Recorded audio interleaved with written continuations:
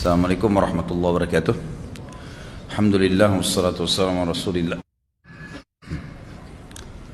Pertanyaan pertama, Ustaz, apa perbedaan antara wara' dengan ihsan dalam beribadah kepada Allah Subhanahu wa taala atau Allah Azza wa Jalla?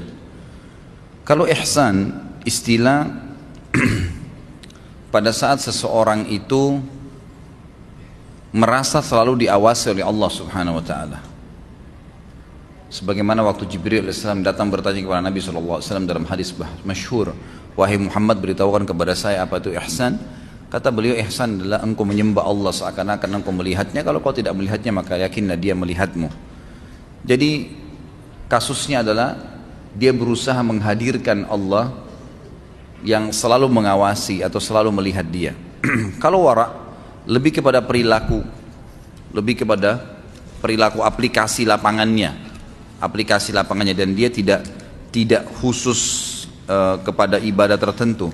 Ihsan itu lebih banyak ulama berikan contoh ke dalam masalah sholat, ibadah-ibadah mahdhah. Sementara wara' itu masuk ke dalam hal-hal yang lebih terinci lagi, seperti tadi kasus contoh-contoh ya, dia tidak berani menyentuh apa yang bukan haknya, tidak berani mencampuri yang bukan urusan dia. Nah, seperti itu kurang lebih. Jadi memang perbedaan dasarnya pekah ya, tapi lebih banyak wara' itu kepada aplikasi lapangannya. Saya melihat di YouTube seorang qari internasional yang murattalnya banyak dikagumi orang. Dia memiliki nyanyian juga ustadz, semisal Ya Thayyibah dan Ya Rahman dan Rahman Ya Rahman. Tidak ada suara musik dalam lagu tersebut. Apakah dibolehkan nyanyian terlebih yang bersifat sanjungan pada Allah dan Quran bila tidak ada suara musiknya? Boleh saja, tidak ada masalah. Bolehkah seseorang itu melantunkan syair, susunan kata-kata yang baik, pujian, dia lantunkan seperti nyanyian kah atau tidak? Maka secara umum ulama membolehkan, seperti seorang ibu menyanyikan anaknya sesuatu yang positif saja, gitu kan?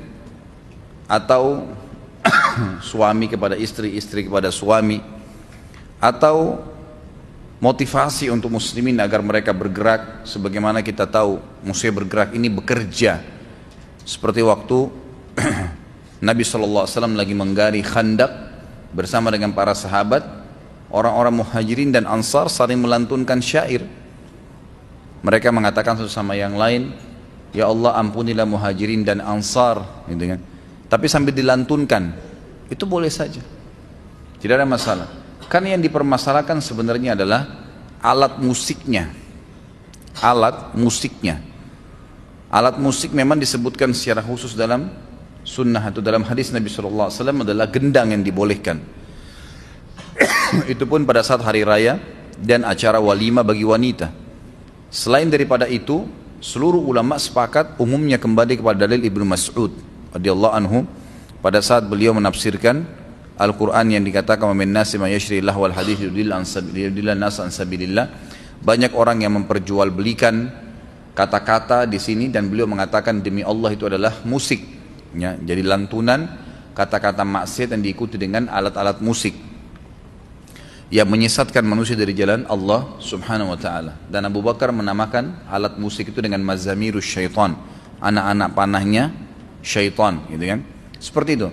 Tapi kalau lantunan umumnya tidak ada masalah. Dengan izin Allah SWT yang saya tahu tidak ada masalah. Bila ada pekerjaan di proyek dan kita dipercayakan untuk bagian belanja material, misal beli seng, biasanya kantor mengira-ngira harganya 100.000, tapi sewaktu beli kita dapat diskon jadi 90.000. Bolehkah sisa selisihnya itu milik kita? Menganggap pihak kantor tahu umumnya harga seng misalnya 100.000, namun di invoice-nya kita tetap menulisnya 100.000 bukan 90.000. Jazakallah khair. Ini berhubungan dengan wara' tadi nih. Ini wara' antum ini. Kan gitu. Diskon yang dikasih oleh tempat kita membeli seng, karena apa? Karena Anda pribadi datang atau karena memang mau beli pakai uangnya perusahaan? Hah? Karena mau beli pakai uang perusahaan. Kalau Anda datang sendiri sana, Masya Allah, Masya Allah. Waalaikumsalam warahmatullahi wabarakatuh. Ini balas dendam apa nih? Seseorang datang ke perusahaan mau belanja, dia bawa uang perusahaannya dia. Kemudian dikasih diskon. Kenapa dikasih diskon? Karena dia atau karena uangnya? Hah? Karena uangnya. Karena ada pembelian, maka dapat diskon kan? Kalau dia datang sendiri tidak bawa duit dikasih diskon. Berarti berhubungan dengan pembelian. Uangnya milik siapa? Perusahaan. Ya harus dia kembalikan ke perusahaan. Jujur. Ini tadi anggaran dikira-kira oleh perusahaan 100.000 supaya nanti tidak perlu bolak-balik. Ini uang 100.000, ini harga maksimal. Nanti dapat diskon 90.000. Punya perusahaan, sampaikan apa adanya. Ini tadi saya beli karena kita belinya banyak, sekian banyak, ya, jumlahnya didiskon 10%. Jadi dapat cuma 90.000. Ya laporkan apa adanya. Kalau invoice-nya dipalsukan, ditulis 100.000 padahal kita beli 90.000, lalu kita menganggap uang itu halal buat kita, ini tidak boleh sama sekali, haram. Tidak boleh sama sekali, uang itu haram, bukan hak anda itu. Apalagi anda terikat kontrak, ya, terikat kontrak di sini. Beda kalau dalam bisnis. Saya menawarkan sebuah produk kepada seorang teman. Misal saya katakan, saya akan menjual kacamata, dompet. Dompet ini saya akan jual kepada kamu 100.000 rupiah. Ini contohnya. Mau nggak? Kita sudah tahu dompet itu harganya di pasar yang kita bisa dapatkan 70.000. Emang kita mau dagang? Sudah ada contohnya, ini contohnya. Saya jual 100.000, mau nggak? Dia lihat, oh ya saya mau pesan. Nggak apa-apa, dia bayar 100.000, kita kembalikan atau kita berikan barang itu, barangnya dengan harga 100.000. Nah kita sudah sepakat, bisnis lain. Tapi kalau kita bekerja menjadi pegawainya orang lain, nggak boleh. Sama sekali nggak boleh. Bagaimana bisa kita bawa namanya perusahaan, kita belanja dengan uangnya perusahaan, lalu kemudian kita mau ambil hasilnya? Nggak boleh ini akhirnya. Ustadz, saat ini banyak sekali beredar makanan yang terbuat dari bahan berbahaya. Otomatis orang-orang jadi suka suudzon dan ragu bila ingin membeli, Ustadz. Seperti yang baru-baru ini beras terbuat dari plastik. Saya tidak habis pikir terhadap perbuatan orang-orang ini. Bagaimana pendapat Ustadz? Semoga orang-orang yang berbuat keburukan ini mendapatkan hidayah. Amin. Tentu itu karena kebodohan mereka. Mereka tidak sadar. Kenapa bisa terbongkar? Ya Allah mau bongkar itu. Allah SWT mau bongkar. Sampai di mana upaya mereka? Ada yang buat zam-zam palsu. Saya heran, subhanallah, negara kita ini paling subur memalsukan barang. Zam-zam dipalsukan, beras bisa dipalsukan dari plastik, dari mana ini? Kenapa nggak beli beras di pasar yang asli jual? Kan gitu. Abdurrahman ibn Auf radhiyallahu anhu tahu waktu itu cangkul adalah kebiasaan yang didagangkan oleh masyarakat Madinah. Dia datang ke satu toko, diambil cangkul asli, kemudian ditawarkan kepada orang-orang, dijual. Laku, besok beli 2. Begitu. Oh, uang saya cuma mampu modalnya 5 liter beras. Jual 5 liter beras saja, gitu kan? Yang asli baik. Apa kata Nabi SAW? Man ghasyana falaysa minna. Hadis sahih. Siapa yang menipu kami kaum muslimin bukan dari golongan kami. Ini termasuk ancaman dosa besar ya. Masalah menipu kaum muslimin adalah dosa besar. Nggak boleh, ini hukumnya haram. Gitu. Kalau masalah antum suudzon, jangan dimasukkan dalam bab suudzon, tapi masukkan ke bab hadar namanya, berhati-hati. Boleh. Berhati-hati boleh, terbuka pintunya dalam Islam. Tapi sangka buruk nggak boleh. Nanti gara-gara ada satu orang yang membuat beras dari plastik, antum anggap semuanya beras begitu, nggak bisa. Apalagi itu makanan pokok kita, kan bukan begitu caranya. Tapi berhati-hati iya. Misal memang kita hanya beli merek yang sudah terkenal, gitu kan? Itu lebih baik, lebih aman. Biasanya tradisi kita di Indonesia ini, karena kita ingin mau cari yang lebih murah, gitu kan? Selisihnya sedikit, kita main beli saja. Nah ini biasa yang mengganggu kualitas nih. Ayam selisihnya, kalau ayam yang hidup dengan ayam yang sudah mati bedanya cuma sedikit. Kenapa nggak beli yang hidup, sembelih aja langsung dilihat depan mata kita, gitu kan? Saya membandingkan antara beli ayam yang dijual yang sudah mati dan tidak jelas misalnya statusnya disembelih benar tidak secara syar'i, dengan ayam kampung yang masih hidup, selisihnya 10.000, 15.000 kadang-kadang. Mungkin ada orang merasa berat, tapi kalau saya pribadi saya menganggap lebih baik saya beli ayam yang hidup Kemudian ada beberapa teman-teman yang membantu saya di restoran, saya suruh sembelih sendiri, baca bismillah, saya ajarin caranya, kemudian dibeli. Misal, ya kita bisa berhati-hati dengan cara begitu, mencari yang lebih bagus kualitasnya, tapi tidak perlu kita bersangka buruk. Karena ini membuka pintu yang dilarang kalau sangka buruk. Tapi berhati-hati boleh. Apa pendapat Ustadz mengenai Quran yang dibawakan menggunakan langgam Jawa yang baru saja diadakan di Istana Negara? Ini ngawur ini. Dari mana bisa dilantunkan dalam bahasa Jawa gitu? Matnya salah, tajwidnya banyak. Saya dengar cuplikannya, tajwidnya salah semua karena dipaksa. Ini teman-teman kita yang mengubah ke logat Jawa ini, mau nggak lagu Indonesia Raya deh diubah jadi keroncong?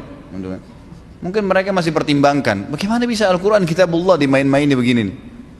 Kenapa sih kalau dipakai tilawah Al-Quran dengan yang benar harus tampil berbeda? Nggak perlu, gitu kan? Ini Kitabullah bukan untuk dimain-maini, nggak bisa. Salah ini, gitu kan? Perilaku yang salah dan harus diingatkan. Semoga Allah berikan hidayah. Nggak boleh. Salah sekali. Dan ini kalau dibiarkan akan berkembang tuh kalau tidak diingatkan. Seperti kasus Kamal Atatürk di Turki. Pertama diubah dalam dialek Turki, lama-lama mengubah dalam bahasa Turki, sampai sempat di zamannya dia azan pakai bahasa Turki. Ini sudah ngawur, ini nggak bisa. Dimunculkan fanatisme, itu kan Arab, di negara Arab. Ini bukan masalah suku Arabnya, permasalahan memang Allah turunkan dalam bahasa Arab, memang begitu. Dan saya sudah bahasakan itu hari, ingat, suku dalam agama Islam, ragam suku, ragam bahasa, warna kulit, itu semua variasi yang Allah ciptakan untuk membuktikan kemahakuasaannya Dia, bukan untuk kita fanatisme. Apa bedanya antara orang Arab, orang bule, orang hitam, orang Melayu? Apa bedanya? Keragaman suku. Allah ingin menciptakan wa ja'alnakum syu'uban wa qabaila lita'arafu. Kami jadikan kalian bersuku-suku, maksudnya kalian saling mengenal satu sama yang lain. Maksudnya sini saling mengenal, bisa mengetahui ini dari suku ini, oh ini dari orang Cina, oh ini orang Arab, oh ini orang bule, oh ini orang Indonesia, orang Melayu. Untuk begitu saja. Dan makna yang lain yang lebih tepat adalah agar kalian bisa mengenal kemahakuasaan Tuhan kalian. Allah mampu menciptakan beragam macam itu, bukan untuk kita fanatisme. Dalam Islam haram hukumnya kalau dia sudah mengatakan saya, aku, bangga, sombong. Siapa yang dalam hatinya sedikit saja dari kesombongan seperti biji sawi, maka tidak akan mencium baunya surga, apalagi masuk ke surga. Islam mengajarkan kita kesamaan. Tidak ada beda kecuali dengan ketakwaan. Inna akramakum indallahi atqakum. Orang yang paling mulia Allah adalah orang yang paling bertakwa, yang paling patuh. Gitu kan? Jadi tidak boleh dibiarkan hal seperti ini, ikhwan dan akhwat sekalian. Ini keliru. Perlu kita doakan, kita ingatkan semampunya. Ini bukan sedang menyalahkan individu ya, bukan. Dan mengingatkan secara global untuk tidak boleh dilakukan. Semoga Allah berikan hidayah. Menurut Ustadz, apakah problematika dakwah salaf di Indonesia ini mengingat budaya lebih melekat di masyarakat timbang dalil di masyarakat Indonesia? Karena memang sudah terlalu lama ya tradisi kita ini. Jadi di Indonesia ini ada satu hal yang sedikit saja sebenarnya. Kalau kita perbaiki insya Allah jadi baik semuanya. Dengan izin Allah, mudah kok gitu kan. Selama ini kita menjadikan tradisi kita ya, menjadi Islam. Tradisi suku ini, tradisi suku itu dimasukkan ke Islam. Seperti ada tradisi orang-orang di Indonesia, suku-suku tertentu sebelum masuk Islam mungkin mereka terbiasa dengan ilmu-ilmu hitam, ilmu sihir. Begitu masuk Islam ditarik itu ke Islam. Ada tradisi suku-suku kita di Indonesia kalau menikah perempuannya harus terbuka, ditarik ke Islam, gitu kan? Ini nggak boleh mestinya. Ini harus diubah persepsi. Lalu bagaimana Ustaz? Jadikan Islam sebagai tradisi. Itu yang benar. Tarik Islam menjadi tradisi kita. Pakaiannya, makannya, menikahnya, ekonominya, semuanya Islam. Sehingga kita punya standarisasi yang memang itu Allah inginkan. Kita berada di Afrika, berada di Eropa, berada di Jazirah Arab, sama saja. Haram babi ya haram bagi semua muslim, dari turunan manapun, gitu kan. Azan, masuk waktu sholat, semuanya sholat dan sama cara sholatnya. Sama, bukan Jazirah Arab subuhnya 3 misalnya, Indonesia 2, enggak. Semua sama, 2 rakaat sama. Berdiri di saf juga disamakan. Seperti itu. Kalau saya melihat sebenarnya permasalahan dasarnya di situ. Kita belum menjadikan Islam sebagai tradisi kehidupan, tapi kita jadikan tradisi kita sebagai Islam, dimasukkan ke dalam Islam. Maka akhirnya berwarna-warnilah Islam itu. Padahal Islam cuma warnanya satu, putih saja, terang benderang. Nggak ada kegelapannya Islam itu. Halalnya jelas, haramnya jelas. Nggak ada sesuatu yang butuh diragukan, semuanya jelas bagi kaum. Yang penting mereka mau belajar. Kalau menurut saya Allahu alam itu yang paling mendasar yang harus diperbaikin. Jadi bagaimana kita menjadikan Islam sebagai tradisi kita. Kenapa Ustadz Sunnah tidak memiliki majelis taklim tersendiri Ustadz? Sebagian orang berpendapat Ustadz Salaf itu tidak suka berbaur. Majelis taklim seperti apa maksudnya? Menurut saya semua ustadz sudah berusaha untuk memiliki majelis taklim, gitu kan? Kalau mungkin yang dimaksud mereka tidak punya sebuah basis untuk berkumpul, ini termasuk poin yang saya akan bahas nanti di hari Sabtu itu. Jadi memang ada hal-hal mendasar. Teman-teman kalau mau cari pahala, sekarang ini kesempatannya nih. Ada ustadz kita yang sudah faham sunnah, mereka memang memiliki kapabilitas ilmu yang bagus. Kenapa nggak dikeroyokin untuk dibuatkan sebuah markas Islam, pesantren, Islamic Center, ada yang wakafin tanah, ada yang bangunin masjid, ada yang apa. Jadi mereka bisa fokus ke satu tempat kalau itu yang dimaksudkan. Dan itu kesempatan amal jariah. Dia bisa mencetak kader-kader dai dari tangan dia, itu luar biasa, gitu kan? Kalau ada seorang figur alim, kita tahu bagaimana kira-kira ilmunya dia, bagaimana pengaruhnya ke masyarakat, bagaimana dia bisa membakar iman setiap muslim, bagaimana mereka bisa membuat orang-orang pada taubat. Kalau dengan hadir ke majelis taklim dia bisa buat itu, bagaimana kalau dia punya sebuah basis tempat yang didatangin oleh orang-orang banyak, atau dia kader orang-orang yang seperti dia menjadi dai. Misal seorang ustadz yang faham, yang bagus ini punya 50 atau 100 orang kader saja dai yang mengambil ilmunya. Itu bagaimana jadinya kalau 100 orang seperti dia menyebar 1000 orang. Itu memang sebenarnya hal yang sangat baik gitu. Jadi saya lihat ada upaya dari itu dari teman-teman, cuma memang belum fokus gitu kan. Karena mereka masih kadang-kadang harus bercabang antara pendapatan yang dia harus secara duniawi dan juga dia harus ya fokus untuk mengajar. Tapi insya Allah kedepannya dengan izin Allah akan ada. Kalau dikatakan ustadz-ustadz yang faham sunnah tidak berbaur itu keliru. Bagi saya itu sangat keliru. Saya mengetahui bagaimana teman-teman tuh gerilya berdakwah ke sana sini dengan macet, dengan hujan, dengan naik motor. Itu satu hal yang sudah dilakukan dengan sangat luar biasa. Mengenai mati syahid, disebutkan beberapa diantaranya adalah mati terbakar, tenggelam, terbentur, sakit di perut dan lain-lain. Apakah orang yang buruk akhlaknya ternyata akhir hidupnya berakhir tenggelam misalnya, apakah mutlak syahid? Karena saya pernah baca artikel juga tidak dianjurkan berdoa untuk berharap mati dalam keadaan seperti itu, karena ditakutkan belum bertaubat karena sifatnya itu sekejap atau dadakan dan proses kematiannya sangat menyakitkan. Ini sangat variatif pertanyaannya kalau menurut saya. Satu-satu saya akan jawab. Di sini pertanyaan pertama yang saya tangkap adalah, apakah mutlak orang yang mati tenggelam itu dihitung syahid walaupun tadinya buruk akhlaknya? Manusia tidak ada yang sempurna. Sekarang saya pernah kasih contoh begini ikhwah. Ada orang pulang dari bar, muslim, mabuk, tabrakan mati. Pertanyaannya saya pernah tanya kepada jemaah saya, apakah orang ini mati syahid? Muslim, keluar dari bar, mabuk, tabrakan. Apakah dia mati syahid? Jangan ragu jawab, mati syahid.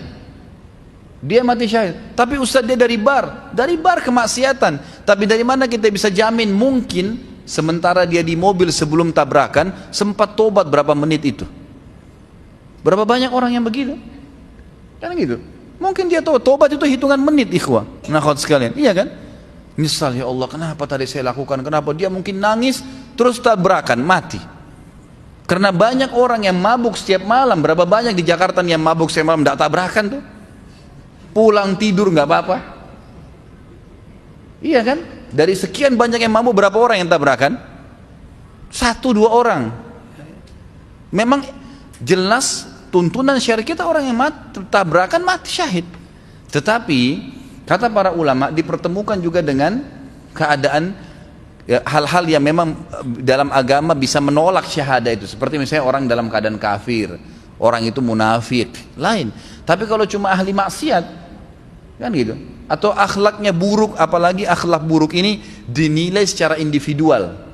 Misal saya secara pribadi karena nggak suka, dia kadang-kadang nggak tegur saya anggap akhlaknya buruk, lalu kemudian dia mati tabrakan misalnya, atau tenggelam, lalu saya bilang dia tidak syahid karena akhlaknya buruk. Nggak bisa, tolok ukurnya dari mana? Anda yang menilai pribadi. Mungkin saja itu dia tidak tegur, mungkin dia lihat ada maslahat. Mungkin saya pernah, waktu kemarin baru bimbing umroh ini saya balik, ada satu jemaah saya berpapasan dengan saya subhanallah. Saya kalau tidak salam dia nggak tahu. Assalamualaikum Pak. Baru dia balik, Ustadz, gitu. Baru dia balik. Berpapasan di Masjid Nabawi.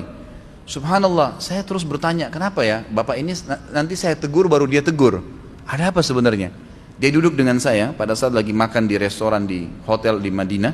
Kemudian saya sempat ngobrol-ngobrol tentang masalah operasi lasik. Saya kan pernah pakai kacamata dulu, kemudian saya operasi di Malaysia, alhamdulillah berhasil gitu kan. Kemudian saya bicara, dia pakai kacamata orangnya. Setelah bicara masalah lasik, dia bilang akhirnya, Ustadz, saya ini kalau dari jarak dekat, apalagi kalau jauh nggak ngelihat orang. Coba bayangkan ya, jadi dia bukan tidak mau tegur, kita nggak boleh langsung suudzon dengan orang. Ternyata dia nggak lihat, dan saya memang tetap cuma bertanya, kenapa orang ini ya? Tapi tetap saya ramah, saya nggak ada masalah. Sampai Allah akhirnya berikan gambaran kepada saya, ternyata memang dia tidak lihat. Dia bilang, itu waktu Ustadz tegur saya di masjid. Kalau Ustadz nggak tegur, saya nggak dengar suaranya, saya nggak lihat. Padahal kalau kita lihat seperti orangnya normal gitu kan. Jadi subhanallah, dari mana tolok ukur buruk atau tidaknya orang ini? Kalau cuma dari kita pribadi dan hanya karena ada masalah individual itu tidak bisa jadi patokan, gitu kan? Kita lihat global perilaku orang itu. Global perilaku orang itu. Jadi Allah alam, yang saya tahu pertanyaan kalau orang tenggelam dikatakan apakah mutlak itu syahid? Iya saja. Pertanyaan yang saya paham dari pertanyaan ini yang kedua adalah, kalau seandainya di sini ada artikel yang mengatakan tidak boleh orang berdoa agar mati dalam keadaan seperti itu. Memang betul. Jangan bilang ya Allah matikan saya tenggelam, matikan saya terbakar. Memang begitu. Tapi kita dianjurkan mengatakan ya Allah matikan saya syahid. Itu betul. Kata Nabi SAW dalam hadis sahih, man talaba syahadata bisidq ballagahu Allahu manazil syuhada wa in mata ala firashi. Siapa yang minta kepada Allah dengan tulus mau mati syahid, tulus memang dia berharap mati syahid, nanti masalah apakah dia terbakar, tenggelamkah, membela kehormatan di medan perangkah, kena penyakit kustaka, kena penyakit perut, macam-macam mati syahid itu urusan Allah SWT. Yang penting saya mau mati syahid ya Allah, gitu ya. Kalau dia tulus minta, Allah akan berikan kepada dia kedudukan, pahala nanti di surga, di akhirat. Orang mati syahid walaupun dia mati di atas ranjangnya. Memang itu fadilah, kita disuruh. Tapi memang jangan minta khusus, kecuali mati di medan perang. Kalau mati di medan perang memang itu sudah umum, gitu kan. Nabi SAW memotivasi sahabat untuk supaya mati di kancah peperangan, itu lain. Tapi kalau jenis ini syahadah yang lain ini, saya tahu ulama mengatakan sebaiknya jangan disebutkan, ya gitu. Misal minta agar mati kebakaran atau agar mati dalam kondisi tenggelam.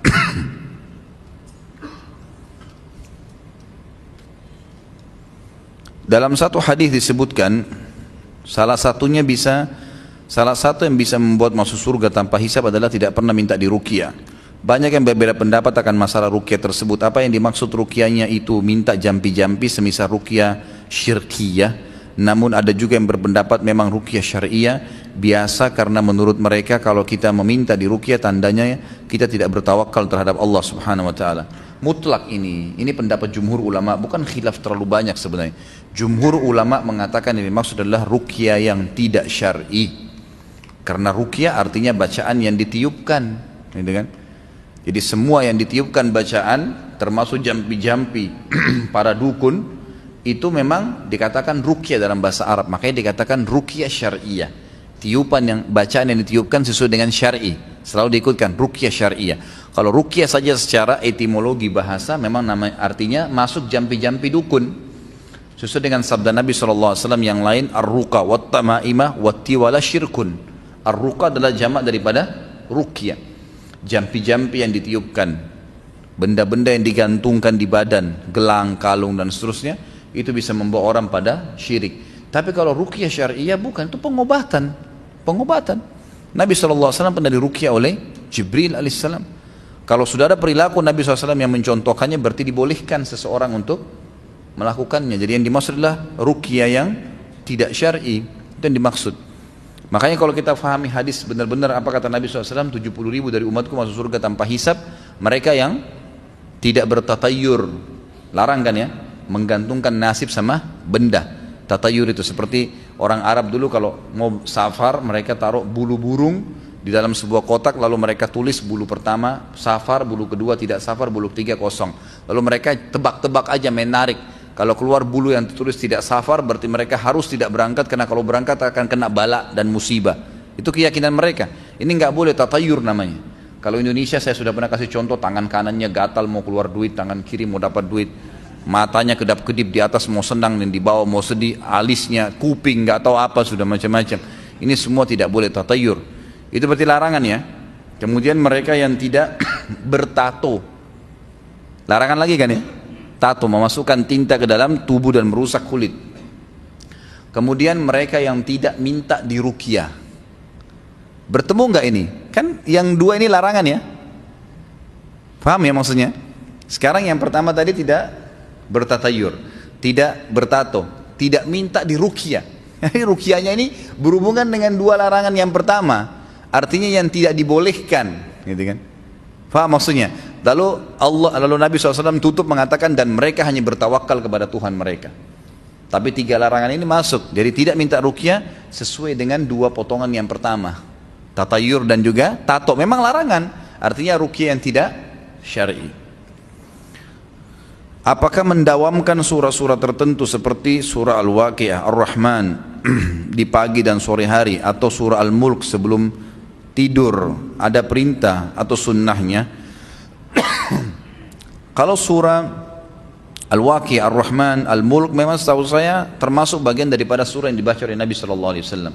Ada beberapa surah-surah yang dibaca Nabi SAW sebelum tidur, itu adalah masuk dalamnya Al-Mulk 30 ayat, ada Ar-Rahman dan ada Al-Waqi'ah. Salah satunya itu memang disebutkan di dalam beberapa riwayat yang sahih, gitu kan. Jadi boleh saja. Apalagi kalau antum niatnya mau murajaah, mengulangi hafalan itu, ya, itu juga termasuk hal yang mendasar yang dibolehkan. Kalau surah Al-Mulk sebenarnya secara khusus memang secara mutlak itu, karena hadisnya memang menyebutkan ada 30 ayat dalam Al-Quran yang akan memberikan syafaat kepada pembacanya sampai dia masuk ke dalam surga. Itu adalah surah Al-Mulk, surah Al-Mulk. Saya mendengar berita bahwa Pangeran Qatar akan menyerang Suriah atau Bashar, tapi jubir Hizbullah Syiah Faiz Syakir berkata apabila Suriah diserang maka mereka Hizbullah akan menyerang Mekah, Madinah, Jeddah. Bagaimana ya Ustaz? Oh, itu memang sudah pastilah orang-orang Hizbullah akan mengatakan itu. Hizbullah kan kelompok Syiah memang yang dibentuk, memang militannya, memang militernya Syiah yang dipersiapkan untuk menyerang kaum muslimin. Wajar saja dia mengucapkan masalah itu. Tapi insya Allah, Allah subhanahu wa ta'ala akan memberhentikan kezaliman yang terjadi di Syria itu. Itu sudah melampaui batas. Semoga Allah subhanahu wa ta'ala akan membinasakan mereka. Kemanakah untuk menginfakkan harta riba yang sesuai dengan sunnah? Ke fasilitas umum. Fasilitas umum, ya, sumur, jalanan, WC umum, buat jembatan, itu dibolehkan. Itu fatwa ulama yang terakhir ya. Itu pun di saat memang bunga riba antum besar. Kalau tidak ditarik, malah nanti disalahgunakan oleh perbankan. Kalau bunga ribanya 20.000, 30.000, untuk apa ditarik? 100.000, 200.000, nggak usah pusingin itu. Biarin aja dipotong. Kalau memang ada di bank konvensional, biarin aja dipotong dengan biaya-biaya yang mereka pakai, gitu kan? Itu nggak ada masalah dan tidak usah diganggu. Jadi yang fatwa ulama sekarang dibolehkan itu karena adanya beberapa pengusaha di Saudi yang punya rekening, mereka punya usaha masuk di saham-saham besar, perusahaan besar di Amerika, ternyata pemilik perusahaannya orang-orang Yahudi, dan ini boleh bertaamul dengan orang-orang Muslim dalam Islam, sebagaimana Nabi SAW bertawun dengan beberapa orang-orang Yahudi di Madinah dulu. Lalu mereka punya bunga-bunga, dan bunganya ini bisa sampai ratusan ribu dolar, jutaan dolar, bunganya saja. Karena uangnya sudah sangat besar. Kalau tidak diambil, khawatirnya Yahudi pakai untuk membunuh saudara-saudara di Palestina. Maka diambil, dikatakan oleh para ulama, diambil saja dan digunakan untuk fasilitas umum. Salat subuh berjamaah di masjid yang imamnya membaca doa kunut. Saya sebagai makmum tidak mau membaca doa tersebut. Doa apakah yang harus saya baca? Mohon penjelasannya Ustaz. Baca saja, ikutin imam. Kenapa enggak ikut? Ikuti imam dan niatkan kunut nazilah. Saya memimpin sholat di dekat rumah saya. Alhamdulillah ada musola kecil, bukan masjid. Pas di sebelah rumah saya sholat di situ. Kalau subuh saya imamin. Saya sekarang ini kunut nazilah. Dan saya katakan kepada teman-teman yang biasa ikut sama saya sholat di masjid itu, saya bilang, kalau saya jadi imam dari subuh, duhur, asar, maghrib, isya, saya akan jalankan sunnah Nabi SAW sekarang untuk kunut nazilah. Umat Islam butuh itu. Nabi SAW waktu terbunuh 70 penghafal Al-Quran dari sahabat, beliau membaca kunut selama sebulan di 5 waktu sholat. Jadi bisa diniatkan untuk kunut nazilah. Apalagi sekarang kaum muslimin memang sangat terdesak. Kata teman saya, perusahaan tempat saya bekerja sering mempermainkan pajak yang semestinya dibayar tapi tidak dibayar. Apa ini? Haram? Halalkah gaji yang saya terima sebagai karyawan? Halal saja, selama produk yang dijual itu halal, sistem yang dipakai halal. Cuma pelanggarannya di masalah penyalahgunaan pajak. Jadi dia berdosa di situ pemilik perusahaannya. Tapi apakah gaji pegawai halal? Halal. Tidak ada hubungannya gaji pegawai dengan itu sebenarnya, gitu kan? Dan Anda coba ingatkan supaya mereka meninggalkan itu.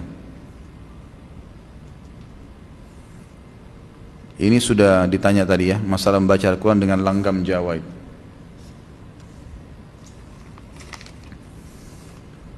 Al-Baqarah 2, surah nomor 2, ayat 238.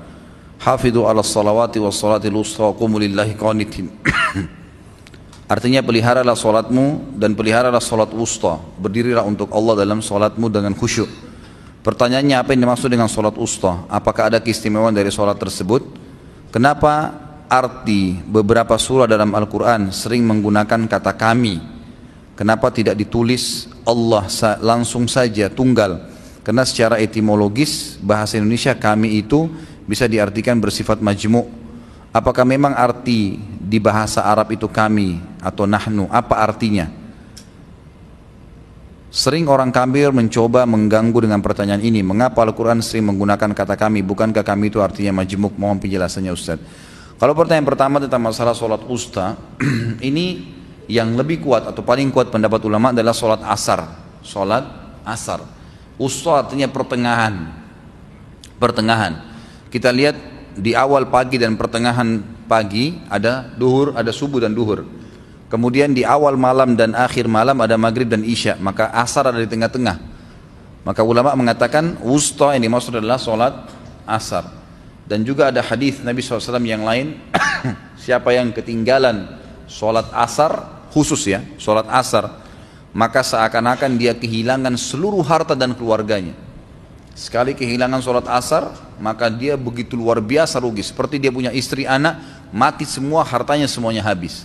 Hadis ini menguatkan tentang masalah asar yang dimaksud karena memang penting sekali, dikhususkan. Disuruh jaga semua sholatmu dan fokus terutama sholat pertengahanmu, maksudnya adalah asar. Kalau masalah Al-Quran menggunakan istilah kami, ini dibahas oleh ulama. Setiap Allah SWT menyebutkan tentang perilaku yang Allah turun tangan sendiri, ya kan? Maka Allah menggunakan kata-kata aku atau saya, ya kan? Tapi kalau Allah Subhanahu wa taala melibatkan malaikat melakukan tugas-tugas, maka Allah menggunakan dengan istilah kami. Ya, memang begitu. Seperti misalnya masalah pengawasan manusia, makhluk. Kata Allah Subhanahu wa taala tentang itu, tajri bi ayunina. Mereka berada di bawah pengawasan kami. Allah ngawasin dan bersama juga dengan malaikat yang ditugaskan, gitu kan. Tapi kalau Allah sendiri, memang Allah Subhanahu wa taala menyebutkan lima khalaqtu biyadayya tentang masalah Adam. Hai iblis, kenapa kau tidak mau sujud? Siapa yang aku ciptakan dengan tanganku sendiri? Maksudnya Adam. Berarti Allah Subhanahu wa taala sendirian menciptakan Adam, tidak ada campur tangan malaikat di situ. Ya, jadi seperti itu cara memahaminya. Bagaimana kalau kita bertamu? Dimatikan aja kipasnya, satu orang tolong. Kipasnya tolong dimatikan. Terlalu menyorot ke saya. Bagaimana kalau kita bertamu, ketika itu ada jendela di depannya, dan ketika mengetuk sambil menengok jendelanya, apakah berdosa? Untuk apa menengok jendelanya? Nah, ketuk saja pintunya, bel, nggak usah campur tangan gitu, nggak usah cari tahu. Pas antum lagi lihat jendela di dalam istrinya lagi tidak pakai baju gimana? Nggak mungkin gitu. Jadi nggak usah campurin apapun yang tidak terlihat. Bel saja, dan adabnya cukup 3 kali. 3 kali ngetuk nggak dibukain, pulang. Kata Nabi SAW, kalau seandainya seseorang dari kalian mendatangi rumah saudaranya dan dia mengetuk sampai 3 kali dan tidak dibukakan, maka pulanglah. Karena mungkin saudaranya lagi tidak ingin ditemui atau dia lagi punya hajat yang lain. Begitu adabnya. Jadi sebaiknya jangan. Batas zikir pagi petang itu apa? Karena ana masih apa ini? terbata, kadang sudah lama, suka lama menyelesaikannya. Ya tentu paling afdal zikir pagi setelah subuh sampai sebelum terbit matahari, itu paling baik. Dan itu subhanallah kalau antum duduk, apalagi pegang buku panduannya, insya Allah 15 menit selesai, 15-20 menit sudah selesai. Kalau hafal itu lebih cepat, 10 menit. Saya kadang-kadang kalau duduk, baca agak cepat, 10 menit selesai zikir pagi sore. Jadi kalau perlu jangan berdiri setelah zikir subuh, kecuali sudah selesaikan. Selesai asar juga, selesaikan dulu zikir itu, gitu kan? Itu lebih baik. Kalau batasnya sebenarnya ulama tidak memberikan batas yang khusus, tapi yang jelas dikenal dengan zikir pagi berarti sampai pagi habis. Pagi habis biasanya difahami kapan? Pada saat siang datang, gitu kan? Zikir sore berarti pada saat sudah datang malam, itu sudah habis sebenarnya, gitu kan? Kecuali kalau emang antum ketinggalan, lupa, memang ada yang tersisa, maka insya Allah tidak ada masalah dibaca di waktu kita teringat. Apakah ketika duduk tasyahud akhir kita memiringkan kepala? Nggak usah miring kepala. Kenapa harus miring kepalanya? Nggak usah, nggak perlu gitu kan. Cukup duduk, duduk pun itu tetap badannya tegak. Ya tetap badannya tegak, dan saya sudah pernah praktekin. Mungkin teman-teman yang belum pernah ikut atau bisa lihat nanti di YouTube masalah bagaimana saya praktikkan sholat pada saat duduk iftirash, duduk tawarruk. Itu ada cara-caranya yang memang tidak perlu membuat kepala dan badan kita ikut miring. Apakah untuk qanun wad'i yang kita tidak mengetahui yang dilanggar lalu berdosa? Tentu berdosa. Yang kita tidak tahu lain. Kalau yang kita tahu berdosa. Teman-teman yang tidak tahu qanun wad'i itu peraturan pemerintah ya.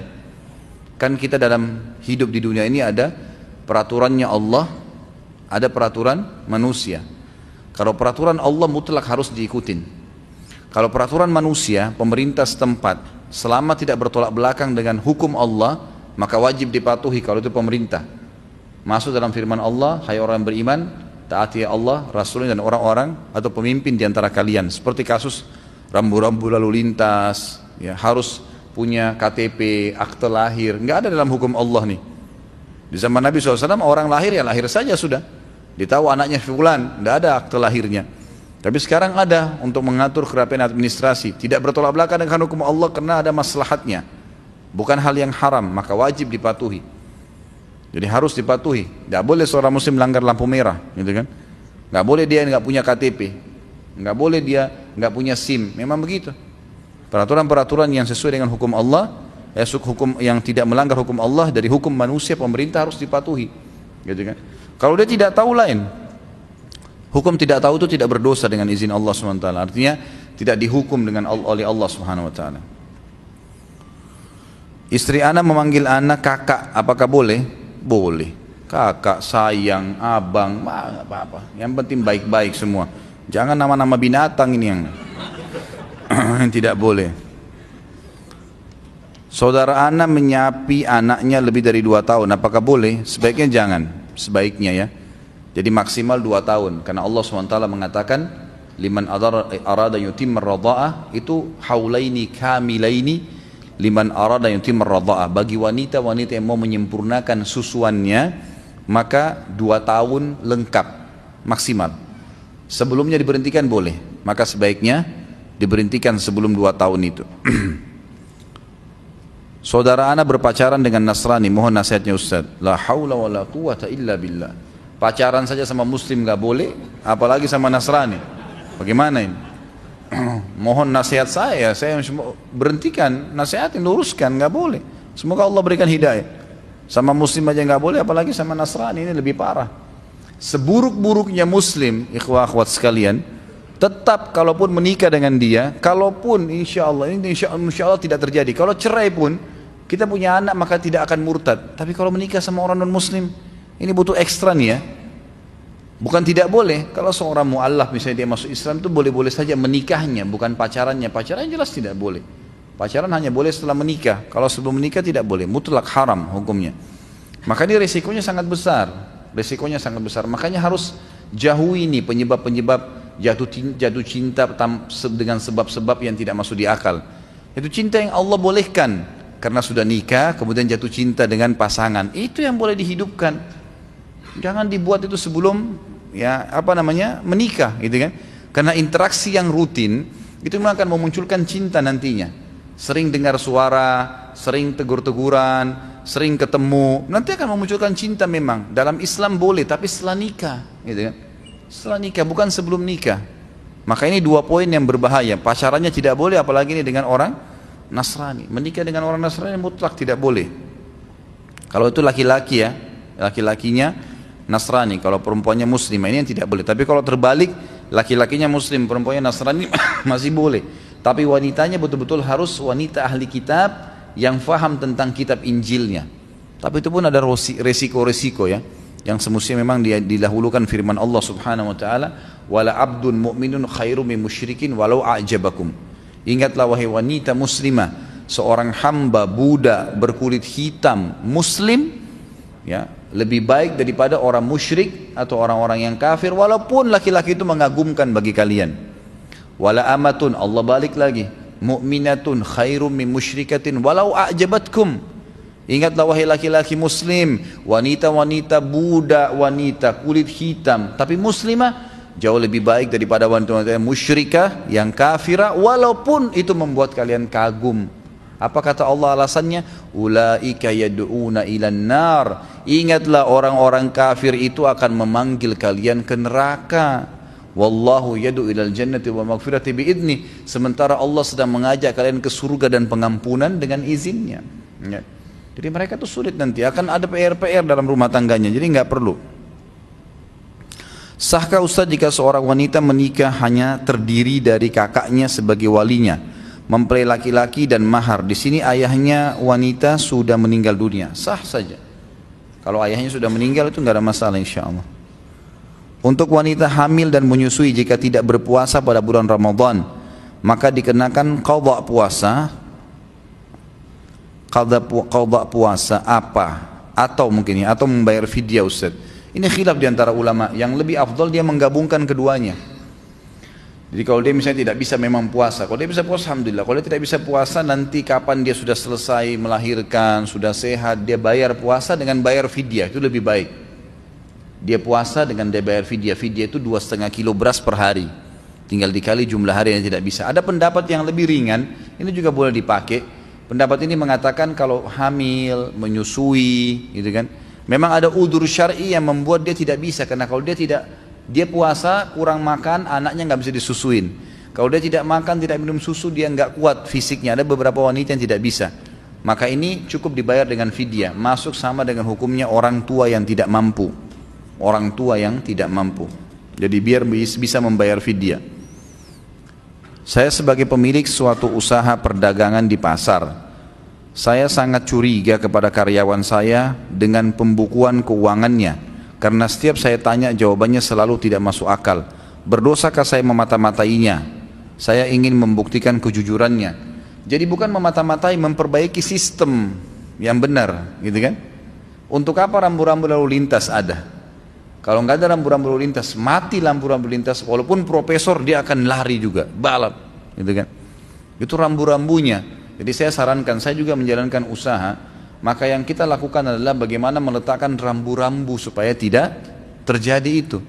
Seperti sistem yang sudah ada, sekarang kan sudah dengan teknologi yang canggih, kita tidak perlu lagi menggunakan manual, misalnya sudah bisa menggunakan sistem stok yang terpotong, stoknya, gitu kan, penjualan ketahuan dengan adanya sistem yang ada sekarang itu sangat bagus, gitu kan. Sekarang juga sudah sangat murah software yang ada itu, ya memang ditawarkan oleh perusahaan-perusahaan. Saya tahu seperti ada perusahaan Zahir itu kan bagus ya, dia bisa menawarkan sistem, tinggal kita mau seperti apa nih, usaha saya ini, saya jual ini, bisa dibuatin program nggak, nanti dituntun sama dia.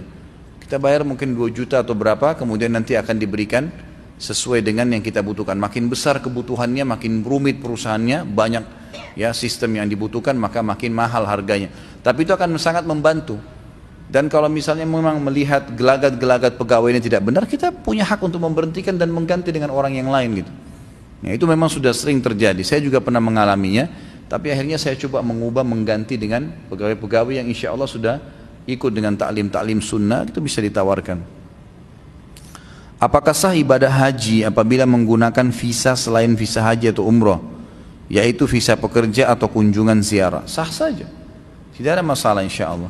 Intinya kan memang dibolehkan dia masuk ya, diizinkan dia masuk, karena memang izin kerja itu pun kalau dia kerja di kontrak oleh satu perusahaan atau individu di Saudi itu boleh saja dia masuk karena diizinkan. Kemudian kalau dia masuk juga sebagai pekerja musiman, sekarang ada tuh untuk laki-laki kan, visa haji musiman itu dibolehkan karena memang juga dibolehkan oleh kerajaan Saudi untuk masuk itu. Afwan Ustaz, sengaja pertanyaan saya ketik karena tulisan saya seperti kesamber petir ya. Khawatir saya zalim kepada Pak Ustaz karena membuat Pak Ustaz sudah susah membaca. Masya Allah, jazakallah khair. Pertanyaan saya pernah dengar salah satu Ustaz di TV yang mengatakan ada satu hadis yang menerangkan bahwa orang yang tidak khusyuk dalam sholatnya merupakan ciri orang munafik. Apakah benar ada hadis seperti demikian Ustaz? Jika memang ada, siapa yang meriwayatkannya? Berarti banyak juga orang muslim yang dikategorikan munafik, termasuk saya karena sering tidak khusyuk dalam sholat. Saya belum pernah mendapatkan hadis itu. Belum pernah menemukan hadis bahwasanya seperti ini lafadznya ya. Orang yang tidak khusyuk dalam sholat merupakan ciri orang munafik. Lafadz ini saya sendiri pribadi belum pernah temukan. Tapi memang ciri orang munafik, mereka kalau berzikir kepada Allah buru-buru, mereka kalau mendirikan sholat mereka malas, itu memang ada, itu ciri orang munafik. Tapi kalau lafadz hadis mengatakan tidak khusyuk adalah ciri orang munafik, ini belum pernah saya temukan. Karena orang tidak khusyuk itu terjadi pada kalangan sahabat. Ya, terjadi, kata Nabi SAW kepada para sahabat waktu itu, ada orang di antara kalian yang tidak menerima pahala sholatnya kecuali setengahnya. Ada di antara kalian tidak terima kecuali 2/3-nya. Ada yang tidak menerima kecuali 1/10-nya. Ada yang tidak menerima pahala sholatnya sama sekali. Artinya akan ada di kalangan sahabat dan kaum muslimin memang yang sekali sadar, sekali tidak sadar gitu kan. Tapi ada juga yang mendapatkan pahala maksimal. Itu jadi terjadi itu dari godaan syaitan. Ya, Utsman bin Abi Mad'un radhiyallahu anhu pernah berkata kepada Nabi SAW, ya Rasulullah, saya kalau sholat sering terganggu. Kadang-kadang saya ingat kerjaan, ingat keluarga, kadang-kadang juga saya khusyuk. Kata Nabi SAW, itu ada golongan syaitan yang bernama khinzib atau khanzab yang bertengkar di sebelah kiri kuping musolli, orang yang sedang sholat. Dia akan mengatakan ingatlah ini, ingatlah itu, sampai dia lupa berapa rakaat dia sholat. Kalau datang kepadamu, bacalah a'udzubillahi minasyaitonirrajim, isti'adzah, lalu meludahlah, tiuplah ke sebelah kirimu. Ditiup, bukan meludah besar ya. Nanti orang di sebelah jadi marah nanti. Jadi ditiup tiga kali. Kata Utsman bin Mad'un radhiyallahu anhu, setelah saya kerjakan, maka akhirnya hilanglah waswas syaitan itu, gitu kan. Kalau masih terganggu juga, ulama mengatakan dihubungkan juga dengan masalah yang lain, yaitu masalah dosa yang masih mengganggu. Jadi kadang-kadang dosa juga menjadi penyebab orang tidak khusyuk. Dalam satu ceramah, Ustadz pernah menjelaskan mengenai perang Uhud secara rinci dan jelas. Korban dari pasukan muslim sekitar 70 syahid. Beberapa di antaranya wafat terbunuh, tidak disengaja, oleh sesama pasukan muslim karena kondisi peperangan yang sangat kacau balau. Yang saya tanyakan, apakah pasukan muslim yang wafat karena terbunuh oleh sesama muslim dapat dikatakan juga mati syahid? Jawabannya iya. Jadi kalau dia terbunuh di kancah peperangan dan kesalahan seorang muslim, karena dia sudah niat keluar berperang, maka matinya mati syahid. Matinya mati syahid. Tapi tidak semua orang, kata ulama, terbunuh oleh muslim dikatakan syahid. Misal ada dua orang muslim berantem lalu saling bunuh-membunuh gitu kan. Yang satu mati, maka dilihat kondisinya, kalau dia membela kehormatannya memang dia benar, maka dia mati syahid. Tapi kalau tidak, dasarnya memang misalnya dia perampok, dia apa, itu tidak mungkin dihitung dia mati syahid. Dilihat keadaannya. Apa yang dilakukan oleh badan intelijen dengan memata-matai umat Islam, apa hukumnya? Saya sudah bilang tadi, kalau ada maslahat yang misalnya pemerintah, tadi saya kasih contoh dalam peperangan gitu kan, dalam hal-hal yang memang dibutuhkan karena dianggap ada maslahat umum oleh pemerintah, karena Nabi SAW mengutus memata-matai orang-orang yang berusaha untuk menyerang Madinah. Ya, terkadang ada di antara mereka yang sudah mengaku sebagai muslim, seperti kasus Musailam al-Kadzab yang mengaku sebagai nabi pada saat di akhir hidup Nabi Muhammad SAW. Nabi SAW sempat mengutus beberapa sahabat untuk memata-matai mereka, gitu kan. Jadi kalau lihat ada maslahatnya di situ, memang dicurigain berbahaya bagi umat Islam, maka itu boleh-boleh saja. Karena pihak pemerintahan ya, yang kita sering bahas tadi adalah secara individu yang tidak dibolehkan gitu. Apakah boleh saya sholat qasar? Apa ini? Apakah boleh sholat qasar ketika saya mau safar jam 3 sore pada hari Jumat? Kalau boleh bagaimana caranya? Jadi kalau yang dimaksud di sini adalah mau safar jam 3, pesawatnya akan take off jam 3, jam berapa Anda ke bandara? Kalau Anda ke bandara dari sebelum duhur, gitu kan, sebelum Jumat maksud saya, maka boleh saja. Ya, Anda sebenarnya lebih baik menjamak duhur dengan asar nanti di bandaranya, di waktu duhur ditarik, itu lebih aman. Ada juga pendapat ulama, walaupun ini masih selisih ulama ya, bolehkah menggabungkan antara asar sama Jumat? Kalau hadir Jumat, bolehkah Jumat kemudian dia langsung jamak dengan asar? Pendapat pertama mengatakan tidak boleh karena belum pernah dalam riwayat Nabi SAW mempertemukan antara Jumat sama asar. Jadi selalu kalau Nabi SAW musafir, Jumatnya digugurkan oleh beliau SAW. Beliau selalu sholat duhur gitu kan. Maka duhur sama asar digabung. Jadi belum pernah ada riwayat yang menjelaskan Nabi SAW Jumat dulu kemudian dijamak dengan asar. Tapi pendapat kedua mengatakan hukum Jumat sama dengan hukum duhur. Dia Jumat atau duhur sama saja. Intinya memang boleh dijamak dan qasar karena dia termasuk pengganti duhur gitu kan. Dan ini insya Allah masih terbuka pintunya untuk dikerjakan. Kalau saran saya lebih baik kalau mau safar jam 3 di waktu duhurnya pada saat keluar rumah, ya sudah keluar dari tempat tinggal kita, itu sudah jamak. Saya sudah pernah jelaskan ya, pendapat ulama membolehkan kalau seseorang mau safar, begitu dia keluar dari rumahnya, mau ke bandara misalnya, lalu dia mampir ke rumah orang tuanya, salaman misalnya, pamit, ternyata pada saat itu terdengar azan. Bolehkah dia menjamak pada saat itu masih dalam kotanya? Boleh, asal sudah keluar dari tempat tinggalnya. Ini diantara pendapat ulama berhubungan dengan masalah sholat safar. Bolehkah melihat HP anak? Boleh saja. Kalau anak ya, kena dibawa tanggung jawab. Ya, sama tadi dengan pemerintah yang melihat ada maslahat, itu lain. Kalau memang dibawa tanggung jawabnya dia. Tapi kalau saran saya, kita harus membiasakan diri dan biasakan anak-anak untuk tidak memata-matai. Gak usah periksa, gak usah diperiksa, gitu kan? Tapi boleh ditanya, nak tadi ada apa? Atau kita mengatakan, nah ini bagus diaplikasikan, dimasukkan, ini harus seperti ini. Kalau kita lihat depan mata sesuatu yang salah, barulah kita luruskan. Ya, itu lebih aman, lebih baik. Sehingga anak itu terbiasa dengan memang tahu kalau pendidikan orang tuanya tidak memeriksa atau tidak memata-matai. Gitu. Supaya tidak terwariskan selalu kalau dia pun sudah menikah nanti. Apabila saya seorang HRD membaca lamaran pelamar ternyata di CV tidak tercantum agamanya apa. Kemudian saya cari tahu di Facebooknya, apakah itu boleh? Kalau masalah agama boleh saja. Tapi kenapa nggak ditanya langsung? Kenapa nggak ditelepon misalnya? Gitu kan? Ini Anda belum cantumkan agama. Boleh saya tahu agamanya apa? Nggak masalah itu. Boleh saja kita tanyakan, itu hak kita. Nggak ada masalah. Lebih baik ditanya daripada kita harus mencari tahu. Tapi khusus untuk mencari agama, menurut saya itu bukan memata-matai sebenarnya.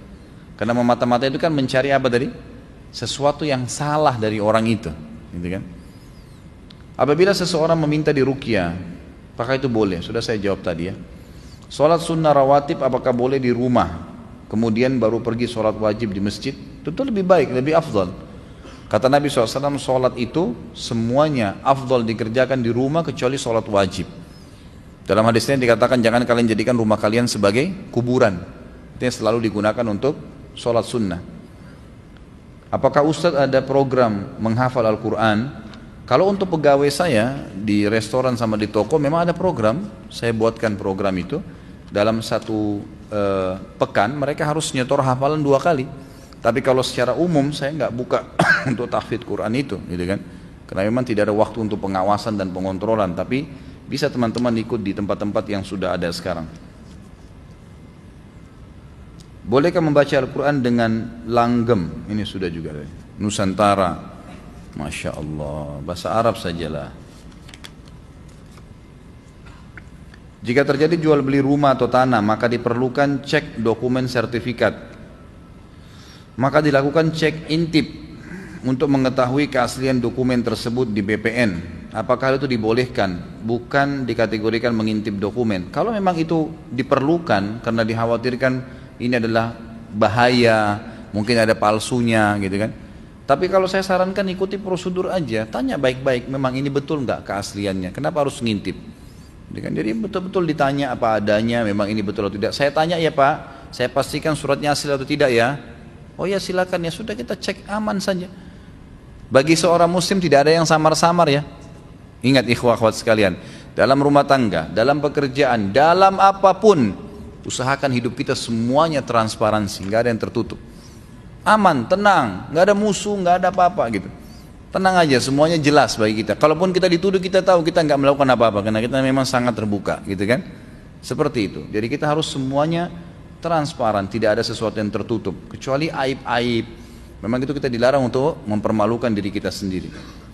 Ustaz, saya mau tanya tentang sholat jamak saat keadaan perjalanan. Teman saya melakukan sholat jamak takdim pada saat sudah sampai tempat tujuan, apa boleh? Padahal dia sudah sampai tempat tujuan pada saat sholat duhur, namun sholat asarnya dijamak dengan duhur. Boleh saja, nggak ada masalah itu. Hukumnya mengaji ayat Al-Quran dengan langgam. Sudah tadi ini juga. Masya Allah, heboh betul itu ya. Nggak usah dipedulikan lah, dengar saja Syekh Sudes, dengar yang lain, nggak usah itu yang dilihat terus. Nanti makin heboh nanti di YouTube itu, makin banyak ya nilainya, nggak usah lah. Ustadz mohon dijelaskan tentang hadis yang berbunyi barang siapa yang mati dengan lehernya tidak dan di lehernya tidak ada baiat, maka dia mati dalam keadaan jahiliyah. Hadis riwayat Muslim. Apakah hadis ini sahih dan apa maksud dari hadis tersebut? Hadisnya sahih. Maksudnya adalah kalau sudah seorang muslim, dia hidup dimanapun, kalau sudah ada pemerintah yang tertunjuk ya, dia hidup di negara kafir atau hidup di negara muslim, maka dia harus memberikan baiat. Baiat itu adalah dukungan dia berikan. Walaupun kita misalnya tidak ikut nyeblos, tapi ternyata sudah menang si A. Pada saat dia menang, kita berikan dukungan kita, gitu kan? Berikan dukungan dalam arti kata apa? Kalau ada peraturan kita ikutin selama tidak melanggar agama. Kalau yang melanggar agama kita boleh tinggalkan. Itu namanya baiat. Itu namanya baiat. Jadi tidak ada pemahaman yang lain masalah baiat ya. Artinya memberikan dukungan pada pemerintah setempat selama tidak melanggar agama dipatuhi, selama melanggar agama kita jauhi. Kurang lebih seperti itu, Allahu a'lam. Baik, saya masuk ke pertanyaan Pak Ustadz, apa pandangan Pak Ustadz tentang perang Yaman saat ini? Banyakan juga yang bilang itu tanda-tanda kiamat. Apakah ada hadisnya? Perang ini jelas antara Sunni dengan Syiah, gitu kan? Jelas. Sunni itu siapa? Yang mengikuti sunnah Nabi. Syiah orang-orang yang menolak sunnah Nabi SAW. Orang Syiah tidak mengikuti sunnah Nabi SAW. Mana ada orang Syiah mengikuti sunnah Nabi? Syiah artinya pengikut Ali, gitu kan? Saya sangat yakin secara pribadi, teman-teman kita semoga Allah berikan hidayah yang Syiah di Indonesia tidak faham Syiah itu apa. Kebanyakan mereka tidak tahu itu Syiah. Kalau mereka tahu Syiah, mereka ke Iran dan mereka pelajari benar-benar, itu mereka tidak mau jadi orang Syiah. Saya punya teman-teman, waktu saya di Jakarta ini ada orang-orang asli dari sana, ya, orang-orang Arab dari Irak dan dari Iran asli dari sana, dan mereka memang Syiah dasarnya, pernah duduk sama saya bersama-sama. Jadi mereka itu heran dengan Syiah di Indonesia. Bahasa mereka itu, ini Syiah di Indonesia, ini Syiah dari mana, dia bilang. Kalau yang kami tahunya memang Ali itu Nabi, bahasanya begitu, sampai terang-terangan. Yang kami tahu itu Ali itu Nabi. Mereka berkeyakinan kalau Syiah yang sebenarnya, itu adalah mereka berkeyakinan kalau guntur, kalau petir, kalau apa itu tuh cambuknya Ali, suaranya Ali lagi marah. Memang begitu. Dan hampir semua Syiah sepakat, Al-Quran itu, kalau saya katakan semuanya sepakat, Quran kita ini kurang. Ya, dan mereka punya lafaz-lafaz ayat-ayat Al-Quran yang dimasukkan namanya Ali di situ, yang tidak pernah ada dalam Al-Quran, tidak pernah turun. Allah mengatakan dalam Al-Quran, Inna nazzalna dzikra wa inna lahu lahafidhun, kami turunkan Al-Quran dan kami akan menjaganya. Mereka tidak mengatakan tidak, ada 19 juz yang tersembunyi. Tapi kalau anda bergabung sama orang-orang Syiah dan mengatakan bahwasanya saya saya melihat Syiah itu begini, katanya Quran kurang, dia bilang tidak. Umumnya karena mereka masih menggunakan sistem taqiyah. Coba lihat apa yang terjadi pada saat Syiah sudah mulai berkuasa. Anda harus paham ya, orang-orang Syiah menganggap Anda semua ini ahli sunnah kafir, dalahnya halal. Mau lihat buktinya? Apa yang mereka lakukan di Irak? Mereka menggantung Saddam, membunuh umat Islam ribuan di Irak. Semua yang berpaham Sunni dihancurin, dibunuh, dan bukan cuma dibunuh, masjidnya dirusak. Coba kita balik kasusnya. Adakah orang Sunni yang membakar masjidnya orang Syiah? Adakah orang Sunni yang memukul orang Syiah? Nggak pernah. Kalau kecuali kalau dia diserang ya, nggak pernah. Tetangga di Madinah itu, saya tahu 7 tahun saya tinggal di Madinah, ada penduduk asli Madinah yang orang-orang Syiah, nggak pernah digangguin tuh. Sama pemerintah Saudi dikasih warga negara, dikasih fasilitas, coba didakwai. Tapi kalau orang Syiah berbeda, kapan mereka berkuasa pastikan darah antum halal. Emang sudah begitu. Di Irak itu bukti. Di Syria itu 225 ribu orang Sunni dibunuh karena mereka anggap itu ibadah. Ini bukan main-main ini, gitu kan? Bukan main-main. Dan mereka pada saat melihat di dua negara ini berhasil di Irak. Irak sekarang itu cuma kedoknya namanya Irak, tapi dia sudah bagian dari Iran. Ini sudah bagian dari Iran. Kemudian mereka berhasil lagi di Syria. Sampai sekarang Bashar belum berhasil dikalahkan oleh pasukan mujahidin di sana. Mereka masuk lagi ke Yaman. Yaman itu sudah mendekati, sudah masuk ke Jazirah Arab. Pada saat mereka masuk ke Yaman, mereka melakukan hal yang sama. Mereka sebarkan isu, subhanallah, di Indonesia hari-hari sekarang ini mereka lakukan hal yang sama. Apa yang mereka lakukan? Lemparin isu ke pemerintah Yaman waktu itu, kalau orang-orang yang berfaham Sunni ini teroris, fahamnya radikal, keras, dan seterusnya. Seperti itu. Lalu pemerintahnya buat apa? Bersama-sama dengan kelompok Syiah ini untuk menyerang ahli sunnah. Itu yang terjadi. Pemerintahnya nggak sadar, gitu kan? Pemerintahnya nggak sadar. Setelah orang-orang Sunni, dai-dainya banyak yang ditangkapi, gitu kan? Apa yang terjadi? Pasukannya orang-orang Syiah menguasai pemerintahan dan akhirnya menguasai pemerintahan itu. Itu yang terjadi. Baru berapa hari berkuasa sudah dipasang pelang-pelangnya Khomeini, sudah pakai simbol-simbol Syiah semuanya. Halal darahnya ahli sunnah. Ini pemahaman Islam dari mana ini? Pemahaman dari Islam dari mana membunuh seorang muslim? Nggak mungkin, gitu kan? Sekali lagi ya, orang-orang Sunni tidak membunuh orang-orang Syiah kecuali memang mereka melakukan kerusakan. Mereka tinggal di tengah-tengah umat muslimin, gitu kan? Dianggap bagian dari umat Islam, didakwahin. Orang yang sesat harus didakwahin, gitu kan pemahamannya. Ya, jadi jelas sekali. Nah sekarang ternyata orang-orang Houtsiyin, istilahnya Houthi itu, orang-orang Syiah yang dari Iran mereka masuk ke Yaman dan mereka membantai kaum muslimin di sana. Mereka bilang apa? Musim haji ini kami akan serang Mekah. Mendengar statement tersebut, kira-kira apa yang dilakukan oleh Raja Salman? Beliau ambil keputusan. Ini orang sudah gila nih. Mereka pernah melakukan beberapa tahun yang lalu, kurang lebih 30 atau 40 tahun yang lalu, orang-orang Syiah pernah masuk dari wilayah Persia di Iran dan mereka membantai jemaah haji. Sampai dikatakan pada saat itu darah ya di daerah Ka'bah itu sampai ke betis. Mereka anggap halal ahli sunnah itu. Jadi ini berbahaya. Pemahaman dari mana ini? Islam dari mana ini? Gitu kan? Nggak ada Islam. Mungkin ini bukan masalah fikih. Banyak orang jahil nggak paham. Oh ini cuma karena masalah fikih. Sama dengan khilaf antara Syafi'i dengan Imam Ahmad. Siapa yang bilang ini masalah akidah? Coba anda angkat Al-Quran anda dan anda bilang percaya nggak ini? Syekh Shinqiti rahimahullah pernah beliau mengangkat, diajak debat sama satu syekhnya orang-orang Syiah dari Iran di musim haji. Dia bilang ayo kita berdebat, cari mana yang benar. Kata Syekh Shinqiti boleh, tapi diangkat Al-Quran di Masjid Nabawi. Ini di depan para murid-muridnya. Nih saya angkat, kalian percaya nggak Quran ini? Supaya kalau kita berselisih bisa kembali ke sini. Apa kata syekhnya? Saya nggak percaya. Kata Syekh Shinqiti kalau kita nggak usah berdebat. Untuk apa berdebat? Nggak ada rujukan. Karena mereka anggap Quran ini kurang. Bayangkan Quran kitabullah yang kita jadikan sebagai asas yang kita pertama dianggap tidak benar, bagaimana itu? Dan terlepas daripada itu, saya sudah pernah bawakan buku apa itu Syiah, jelas sekali kok, gitu kan? Jelas sekali Syiah itu siapa, dibentuk oleh Abdullah bin Sabah orang Yahudi dan bukan dari kaum muslimin, orang-orang yang memukul-mukul dirinya sampai berdarah-darah dengan alasan mengatakan Husain. Siapa di antara ahli sunnah yang mengkafirkan Ali bin Abi Thalib radhiyallahu anhu? Ada? Gak ada. Kita mengatakan Ali radhiyallahu anhu, sahabat Nabi yang mulia. Semua orang ahli sunnah mencintai Ali karena kita faham hadis Nabi SAW tentang siapa yang mencintai Ali berarti bagian daripada iman, gitu kan? Jelas.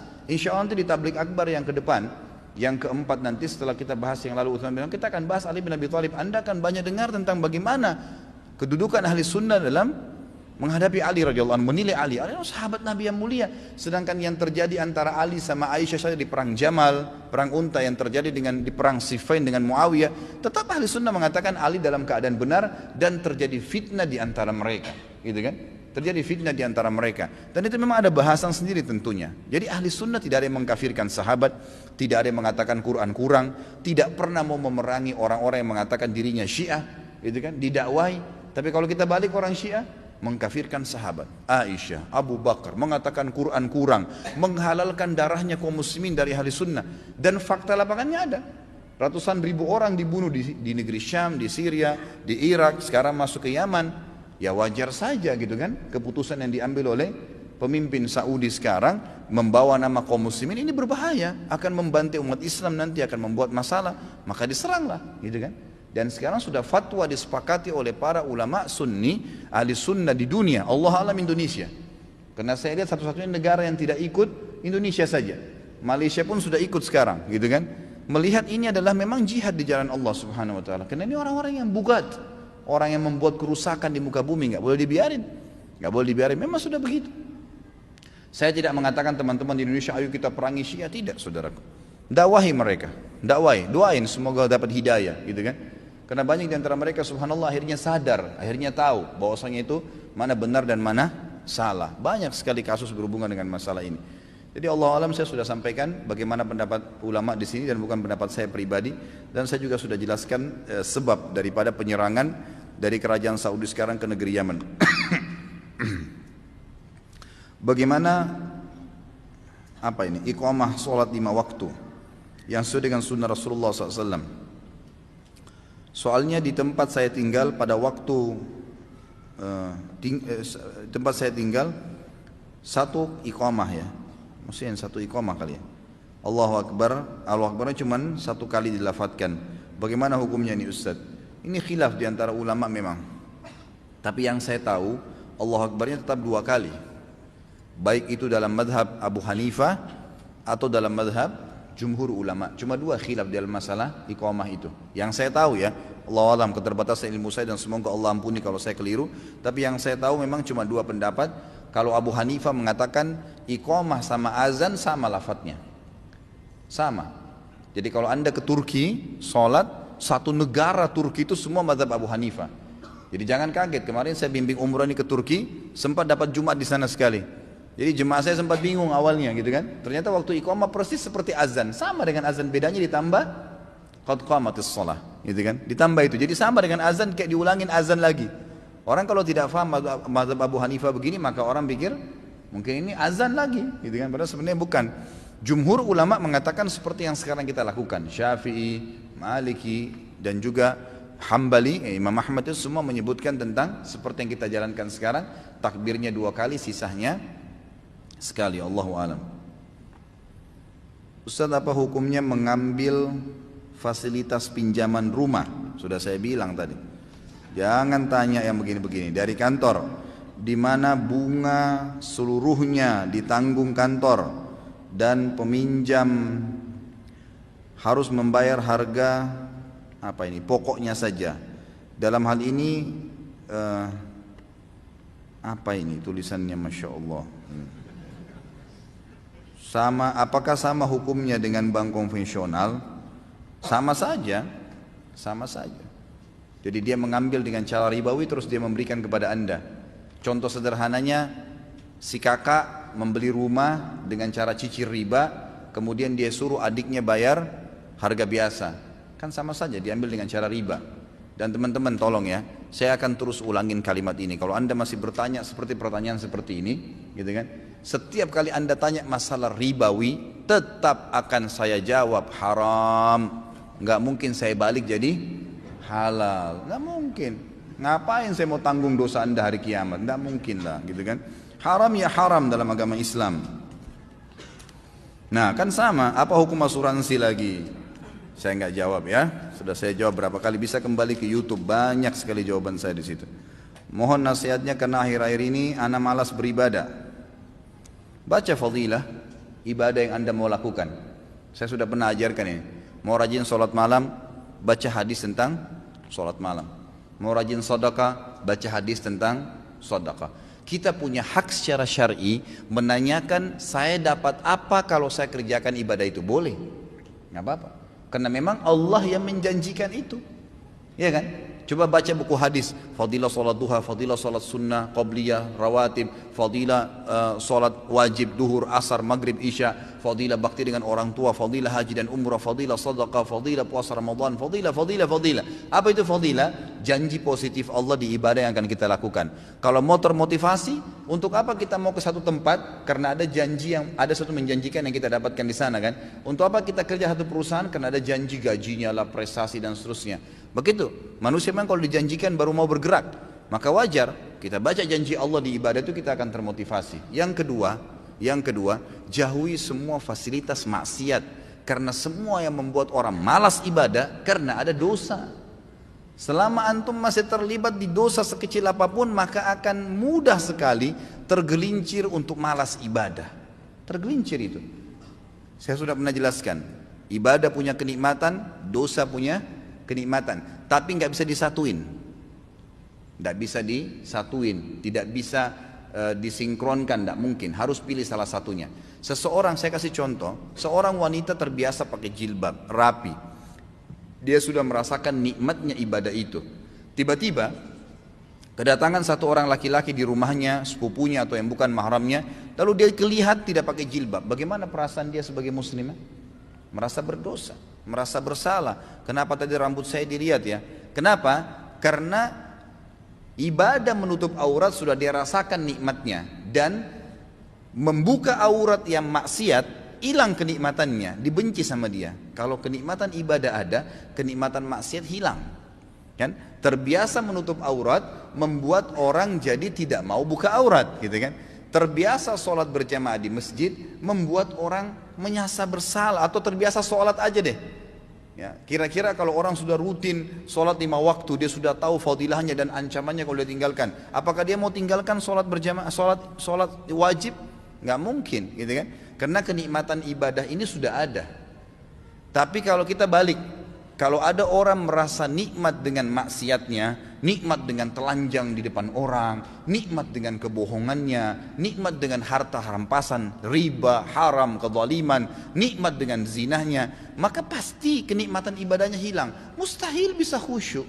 Biar dia mau tutup matanya, biar dia mau paksain, nggak bisa. Bangun sholat malam pun susah. Oh, sholat 5 waktu aja berat, mungkin cuma seperti orang kumur-kumur dan buru-buru kalau dia kerjakan. Nggak bisa. Makanya kata kunci yang kedua adalah jauhi kemaksiatan. Maka kenikmatan ibadah akan didapatkan. Yang pertama, bekali diri dulu dengan ilmunya. Dapat apa nih kalau saya sholat malam, kalau saya sedekah, baru kemudian jauhi semua fasilitas kemaksiatan. Yang ketiga, ini nggak kalah penting, bentuk komunitas yang soleh dan soleha. Berteman, bersahabat dengan orang yang ahli ibadah. Nggak bisa antum mau rajin sholat malam tapi bergaulnya dengan orang yang tiap malam di karaoke sama diskotik, nyambung nggak? Nggak bakal nyambung itu. Tapi kalau orang yang memang tidurnya habis isya langsung, atau dari majelis ilmu seperti ini terus bubar, Masya Allah, nanti malam ya saya miss call jam 3 kita tahajud ya, ngingatin temannya, pasti. Atau ngomongannya tentang apa, kayak majelis ilmu seperti ini kita 2 jam 3 jam duduk, apa yang kita bicarakan? Qala Allah, qala Rasul, kisah orang saleh, tulis pendapat para ulama, ada kenikmatannya, gitu kan? Ada ibadah yang kita rasakan, ada sesuatu yang kita dapatkan di situ. Maka teman-teman yang terbiasa dengan ini, nanti dia akan bilang lagi, kayak minggu depan itu, atau mungkin hari Senin ada ustadz ini loh di masjid ini, oh ada ustadz ini di sana kalau pagi, oh ada tablik akbar nanti di sana, oh ada CD-CD-nya Ustadz Khalid tuh di situ, ada ceramahnya si Ustadz Fulan ini di sana. Jadi yang dibahas itu kan, yang dibahas masalah itu. Jadi kita akan terus terbawa dengan pembicaraan yang positif. Makanya boleh mengenal siapapun, tapi bersahabat tidak boleh kecuali orang-orang yang soleh dan soleha. Memang begitu. Yang kalau kita buat salah diingatkan, kalau kita buat baik didukung, maka itu penting. Tinggalkan semua teman-teman yang bobrok itu. Boleh menasihati mereka, mendakwai mereka, mengingatkan, tapi bukan menjadi sahabat, bukan berbaur dengan mereka. Apa hukum jual beli dalam asuransi? Tidak saya jawab. Masya Allah, ini berapa lama dikarangin. Saya pernah mengalami kejadian ketika sholat duhur berjamaah di masjid, saya masbuk. Saya sedang bahas kumis, ya. Bukan sholat jamaah, bukan yang lain. Jemaah sekalian, tolong ya. Nanti ke depannya ini kalau saya bahas poin apa, tanya di situ. Kalau nggak ada pertanyaan nggak apa-apa, kita tutup, nggak masalah. Jadi bawa pulang ilmu itu penuh. Ini kalau enggak sebentar antara tadi khilaf masalah kumis, masuk masalah asuransi, masuk masalah bank, masuk masalah istiqomah, masuk masalah macam-macam. Sholat duhur berjamaah di masjid, saya masbuk 1 rakaat. Jadi seharusnya saya menambah 1 rakaat lagi untuk mengganti 1 rakaat yang tertinggal. Tapi saat itu imam lupa akan rakaatnya dan tambahan 1 rakaat sehingga totalnya ada 5 rakaat yang dilaksanakan. Yang saya ikuti 4 rakaat imam tersebut. Pertanyaannya, sudah genapkah rakaat sholat duhur saya atau perlu menambah 1 rakaat lagi karena imam lupa akan rakaatnya sehingga tidak dianggap. Kalau Anda sholat berjamaah dengan imam, maka mengikuti imam walaupun imam itu salah. Gitu kan? Jadi misal begini, imam di rakaat ketiga atau di rakaat keempat sholat duhur, dia lupa kalau itu rakaat keempat, dia nggak tahiyat terakhir, dia tetap berdiri, dia lanjut ke rakaat kelima. Makmum bilang subhanallah, dia nggak mau tahu. Allah alam imamnya tuli atau enggak, tapi yang jelas dia nggak mau tahu. Atau mungkin dia yakin dia benar, kadang-kadang begitu kan? Kira-kira makmumnya buat apa? Duduk salam? Enggak, ikut berdiri, gitu kan? Jadi dia ikut berdiri kemudian dia sholat, ya dia ikuti imam. Kalau dalam kasus kita lagi sholat bersama. Kalau misalnya kejadiannya seperti tadi, dia masuk rakaat kedua imam di sholat duhur. Ternyata imamnya sholatnya 5 rakaat, dia lupa. Dan berarti si makmum sudah sholat 4 rakaat. Bolehkah dia salam bersama imam atau dia tambah 1 rakaat? Khusus dalam masalah ini dikatakan mereka atau dia salam bersama imam. Karena dia sudah tahu kalau jumlah rakaatnya 4. Dia sudah tahu dan memang bukan dia ikut dari awal bersama imam, beda hukumnya. Ini Allah alam yang saya ketahui. Bagaimana hukumnya sholat di masjid yang depannya ada kuburan? Apakah ada batasannya? Misal jika di luar komplek masjid maka dibolehkan, tapi dalam komplek masjid diharamkan. Tentu kalau di dalam fisik masjid, yang saya simpulkan fisik masjid yang dipakai sholat 5 waktu, ada kuburan nggak boleh dipakai sholat. Dan di sini ulama bilang kalau kuburan itu sudah ada sebelumnya dan masjid dibangun karena kuburan itu, maka masjidnya yang dibongkar. Karena niatnya bangun masjid untuk apa? Kuburan. Tapi kalau masjid sudah ada, kemudian ada orang yang jahil tidak paham, semoga Allah berikan hidayah, dia masukkan kuburan dalam masjid, maka kuburannya yang dibongkar. Dan kalau di dalam fisik masjid yang dipakai 5 waktu sholat, tidak boleh sholat di situ, tidak boleh. Kalau ulama bilang kalau seandainya tidak ada masjid kecuali itu, tetap tidak boleh sholat di rumah, atau sholat berjamaah di tempat lain. Ya, ini yang saya tahu, Allah alam. Tapi kalau di luar fisik masjid, seperti di halamannya masjid, di depan, di pagarnya, dekat pagarnya yang tidak dipakai sholat 5 waktu, ini masih dibolehkan ulama. Tentu tetap lebih afdal kalau masjid lain ada yang tanpa kuburan. Karena itu tidak dipakai sholat ya. Tapi kalau misal lagi dipakai sholat id masjidnya, atau lagi dipakai sholat Jumat, ternyata dipakai juga dekat kuburan, berarti sudah tidak boleh dipakai selamanya sholat masjid itu. Karena ternyata masih dipakai sholat. Tapi kalau secara mutlak mau rame mau enggak tetap enggak dipakai di situ, memang murni itu dia adalah tanah untuk kuburan, maka tidak ada masalah. Allahu a'lam.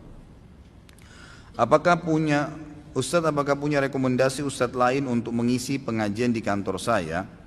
Sebagai informasi, ini merupakan pengajian pertama kali diadakan di kantor saya yang anggotanya baru berjamaah 5-15 orang. Perusahaan kami bergerak di bidang IT dan berlokasi di Mampang Perapatan. Insya Allah banyak, bisa. Nanti saya akan kasih nomor-nomor telepon beberapa ustadz yang saya kenal. Mungkin nanti setelah taklim silakan datang ke saya, nanti saya kasih di HP saya. Ustadz, apakah mati di medan perang dan mati dibunuh oleh pencuri sama-sama mendapatkan faedah yang dijanjikan, yaitu berada di tembolok-tembolok burung, dan apakah di akhirat faedahnya juga berbeda? Sama saja sebenarnya, sama saja. Allah alam, yang saya tahu intinya mati syahid akan sama keadaannya. Nah, dia membela kehormatan di situ ya, dia membela kehormatannya. Ustaz, apakah dilarang berdoa meminta dan berharap perang di negara yang tidak diterapkan syariat Allah? tentu kita tidak dianjurkan untuk berharap peperangan. Ya, kata Nabi SAW, jangan kalian berharap bertemu musuh. Jangan kalian berharap bertemu musuh, artinya jangan berharap ada peperangan. Tetapi kalau terjadi kalian menghadapi musuh, maka bersabarlah dan kokohkanlah, gitu kan? Jadi kita hadapin, kita tidak pernah lari, karena dari medan perang adalah dosa besar, gitu kan? Jadi seperti itu. Bagaimana tanggapan Ustaz tentang faham radikalisme Wahabi, di mana pernah terjadi penarikan buku pelajaran yang membuat orang Islam hanya boleh menyembah Allah SWT dan membunuh orang kafir selain Islam? Saya tidak tahu yang mana sekarang yang diistilahkan dengan Wahabi ini. Kalau Wahabi yang dulu pernah muncul di Maroko, dan itu dulu di zaman mungkin masih Khilafah Abbasiyah, ada seseorang memang pernah muncul di sana berfaham Wahabi, memang itu pemahaman yang keliru, karena mereka hampir mirip dengan kaum Khawarij yang menghukumi semua orang secara zahir. Misal tentang pengkafiran secara mutlak, semua orang kafir harus diperangin, gitu kan? Atau orang yang tidak sefaham dianggap kafir. Tapi itu sudah habis, udah nggak ada pemahaman itu. Karena pimpinannya waktu itu kalau tidak salah dihukum kisos oleh khalifah, kemudian seluruh pengikutnya juga didakwahin yang tidak mau dihukum oleh khalifah. Memang sudah habis pemahaman itu, tidak ada, gitu kan? Nah, kalau yang saya tangkap sekarang, pemahaman Wahabi yang diangkat-angkat ini, itu sekarang lagi disebarkan oleh orang-orang Syiah. Orang-orang Syiah ini, kebanyakan mereka dibongkar kedoknya tentang siapa itu Syiah, bagaimana akidah mereka, bagaimana keyakinan mereka, kesalahan-kesalahan yang menyimpang, itu oleh kebanyakan muslimin yang ada di Saudi. Di Saudi ini kebetulan berdirinya negara Saudi itu, dua pedang Saudi itu melambangkan dua Muhammad. Muhammad bin Saud yang sekarang menjadi keluarga Al Saud namanya, keluarga raja. Saudia itu diambil dari kata-kata keluarga Saud. Muhammad bin Saud namanya, itu pendiri pertama kerajaan Saudi. Dia berteman, dia cuma kepala suku, dia tidak faham agama sebenarnya, artinya pemahamannya dasar saja. Dia bersahabat dekat dengan seseorang yang bernama Muhammad bin Abdul Wahhab. Muhammad bin Abdul Wahhab ini seorang ulama besar dulu di sana, gitu kan, di Jazirah Arab ini. Dan dialah yang bersatu dengan Muhammad bin Saud ini, kemudian mulai menghilangkan pemahaman-pemahaman syirik, orang yang menyembah kuburan, ya gitu, beragam macam kesyirikan yang terjadi, orang banyak menyembah berhala, kembali dihilangkan dengan dia. Nah, termasuk sangat banyak waktu itu meluruskan pemahaman muslimin tentang dan membongkar kedoknya orang Syiah. Nah, orang-orang Syiah ini sekarang melempar istilah Wahabi yang dulu salah itu kepada orang-orang Sunni yang ada di Saudi. Makanya kebanyakan orang bilang, oh Saudi itu pemahaman Wahabi.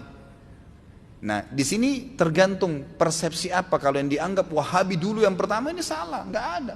Karena itu pemahamannya jauh dari Sunnah Nabi SAW dan tidak ada itu. Tapi yang saya tangkap sekarang pemahaman Wahabi ini yang dianggap orang-orang Syiah karena banyak disebarkan, dibongkar kedoknya sampai MUI keluarin buku sesatnya ajaran Syiah itu kan. Nah, mereka tahu yang membongkar ini ahli sunnah dan sumbernya di Saudi sekarang. Maka mereka menakut-nakuti muslimin, mengatakan itu pemahaman Wahabi, hati-hati. Seperti itulah. Gitu yang saya tangkap. Jadi kalau yang dimaksud dengan Wahabi ini adalah istilah yang dipakai orang-orang Syiah untuk menyudutkan kaum muslimin Sunni yang ada di Saudi, maka itu jelas salah. Nggak mungkin, gitu kan? Itu jelas salah. Jadi itu tidak benar. Apakah boleh gambar muka setengah wajah dari samping? Karena saya pernah lihat di salah satu masjid Kalibata City saat mau ke tempat wudhunya. Ini sebenarnya kalau saya tahu Allahu alam lebih baik jangan, dan saya sudah memberikan masukan masjid itu sebenarnya. Ya, saya sudah pernah berikan masukan agar itu lebih baik tidak usah. Jadi digambarkan seperti simbol laki-laki umumnya, ya. Sedangkan di mal-mal saja umumnya toilet laki-laki orang sudah tahu kok, tanpa harus ada mata, tanpa harus ada mulut, tanpa harus ada jenggotnya, gitu kan. Jadi cukup dengan simbol, orang sudah tahu ini laki-laki, ini perempuan. Apalagi kalau ada tulisannya. Semoga Allah merahmati Ustaz, sama-sama insyaAllah, jazakallah khair, dan keluarga. Apakah olahraga dengan tujuan menjaga dan membentuk tubuh termasuk perkara yang tidak sia-sia? Tentu saja, tidak ada masalah. Olahraga itu adalah perbuatan yang digemari oleh Nabi SAW dan para sahabat. Nabi SAW seringkali memotivasi para sahabat untuk apa? Melunggangi kuda, memanah, melempar tombak, bergulat, gitu kan. Tapi saran saya, olahraga ini dianjurkan untuk menjaga kesehatan, dan juga memiliki keterampilan. Satu waktu dibutuhkan untuk berperang jalan Allah, kita punya keterampilan. Itu bagian daripada sunnah Nabi SAW, supaya tidak sia-sia olahraga yang antum lakukan. Bagaimana hukum sholat di masjid yang kondisinya seperti ini? Ada makam dan seterusnya. Ini antara anda bertanya dengan saya saja, jamaah nggak ngerti nih. Bisa lihat nggak kalau begini di gambar-gambar? Tapi ini sama dengan tadi, saya sudah jawab ya, sebenarnya sudah terjawab tadi. Apakah ada dosa yang membuat tertundahnya jodoh? Nah, sudah saya bilang kan, jangan tanya pernikahan dan jodoh. Ini masalah kumis. Jika ada apa yang saya lakukan dan adakah sesuatu yang sudah dituntun Rasulullah SAW memperoleh jodoh? Yang pertama, perbanyak istighfar, karena biasanya itu memang karena adanya dosa. Dan yang kedua, jangan rewel. Jangan apa? Rewel. Banyak sekali. Saya mesti putih, tinggi, cantik. Wah ini. Mesti gagah tinggi. Gitu. Akhirnya sudah sampai ubanan dan nikah-nikah. Gitu kan. Sudahlah nikah saja, bismillah, yang Allah mudahin. Istikharah, minta petunjuk sama Allah. Karena itu relatif kok. Kalau ada alhamdulillah, kalau tidak ada kan gitu, nggak mungkin, gitu kan, nggak bisa. Jadi nikahlah dengan yang Allah mudahkan, gitu kan. Makanya pandangan mata itu biasakan tidak lihat macam-macam. Ini yang membuat orang jadi kacau ini, karena pandangan matanya. Suka lihat film-film yang tidak benar, suka lihat aktor-aktor yang gagah dan cantik. Khayalannya dia harus begitu pasangannya, gitu kan. Susah. Gitu. Kalau enggak kan biasa saja. Artinya bukan juga saya larang, boleh kalau ada, tapi kalau tidak ada bagaimana coba kira-kira? Hanya nggak nikah-nikah nanti, banyak pahala yang hilang. Orang yang sudah nikah 10 tahun, sudah pahalanya 10 tahun, pahala nikahnya, pahala nafkahnya, pahala pendidikan buat istrinya, dia masih terus cari pasangan, nggak selesai-selesai. Yang tinggi datang nggak suka, yang gemuk datang nggak suka, yang hitam nggak suka, mau yang mana ini? Jangan rewel. Ya. Jadi itu insya Allah ya, mudah-mudahan tidak tersinggung. Ini sekaligus saya sampaikan ya teman-teman sekalian, mohon maaf. Ini memang saya takut lupa juga. Jadi sampai hari ini di HP saya, ikhwah akhwat sekalian, ada 219 SMS belum saya jawab. Ada 219. Yang saya sudah jawab lebih banyak dari itu. Jadi kalau antum SMS saya tidak jawab, jangan tersinggung. Demi Allah, saya sumpah di sini bukan saya sengaja tidak mau jawab. Enggak sempat jawab. Mau jawab bagaimana gitu? Susah. Dan ada orang Masya Allah bertanya 8 pertanyaan. Ada pertanyaan kemarin saya baca, Ustadz apa doa masuk masjid? Apa doa? 1. Nomor 2 apa doa keluar masjid? Apa doa mau makan? Apa doa mau? 8 pertanyaan. Ini mau dijawab lengkap berapa lembar makalah gitu kan. Ya akhi ukhti, kalau bertanya Ustadz hukumnya ini bagaimana? Udah selesai. Kalau tidak dijawab jangan tersinggung. Bukan tidak dijawab ya. Saya yakin semua asatidzah, ustadz-ustadz kita juga yang mungkin bahkan ada di antara ikhwah yang lebih sibuk dari saya. Saya kadang-kadang taklim ikhwah sekalian dari pagi sampai sore. Pulang ke rumah kadang-kadang istri saya tahu saya kalau sudah capek sekali tidur dalam kondisi masih pakai baju koko. Kadang-kadang saya bangun setelah setengah jam, saya mandi baru ganti baju, baru kemudian saya tidur kembali. Karena capeknya kadang-kadang tidak ada waktu. Nanti kalau waktu libur, waktu buat anak-anak dengan keluarga. Kadang-kadang saya sisipin waktu untuk menjawab 10 SMS, 20. Ini Masya Allah satu kali masuk 100. Loh iya, 75 SMS. Saya baru jawab nih. Dari 275 sudah tinggal 215. Alhamdulillah 60 SMS. Besok pagi 290. Bagaimana cara jawabnya? Ada lagi orang semua sudah dijawab, gitu kan? Dia balas lagi. Dia jawab lagi. Ya. Terus bagaimana kalau begini Ustaz? Saya punya pertanyaan lagi begini. Ya Allah. Ada yang tersinggung. Ustaz kenapa sih nggak dijawab-jawab? Ustaz sombong ya. Masya Allah. Padahal sebenarnya bukan begitu ya. Jadi saya kadang-kadang lihat luar biasa di WhatsApp penuh, di BBM penuh, di SMS penuh, di email penuh. Di email lebih panjang lagi. Minta artikel diusir, dikirim ke dia. Waduh, nggak mampu saya. Terus terang mohon maaf keterbatasan. Jadi jangan tersinggung kalau saya tidak jawab. Belum jawab sebenarnya, bukan tidak mau jawab. Insya Allah saya akan jawab biidznillah kalau memang Allah mudahkan.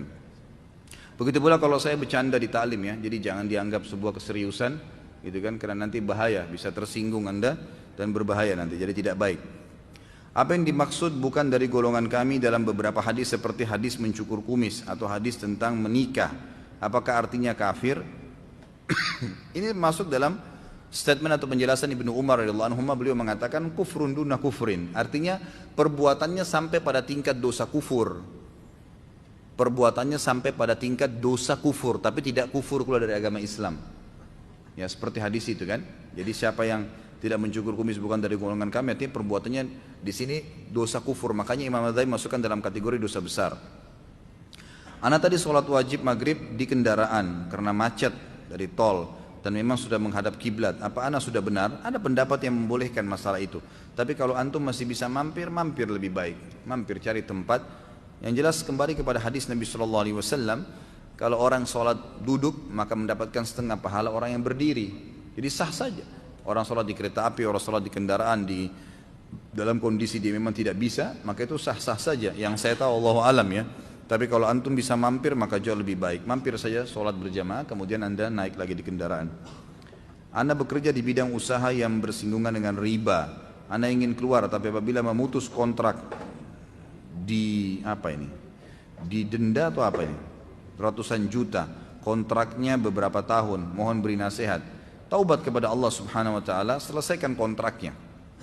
Sama saya kasih contoh tadi kalau orang KPR. Saya sudah terlanjur KPR Ustaz 10 tahun.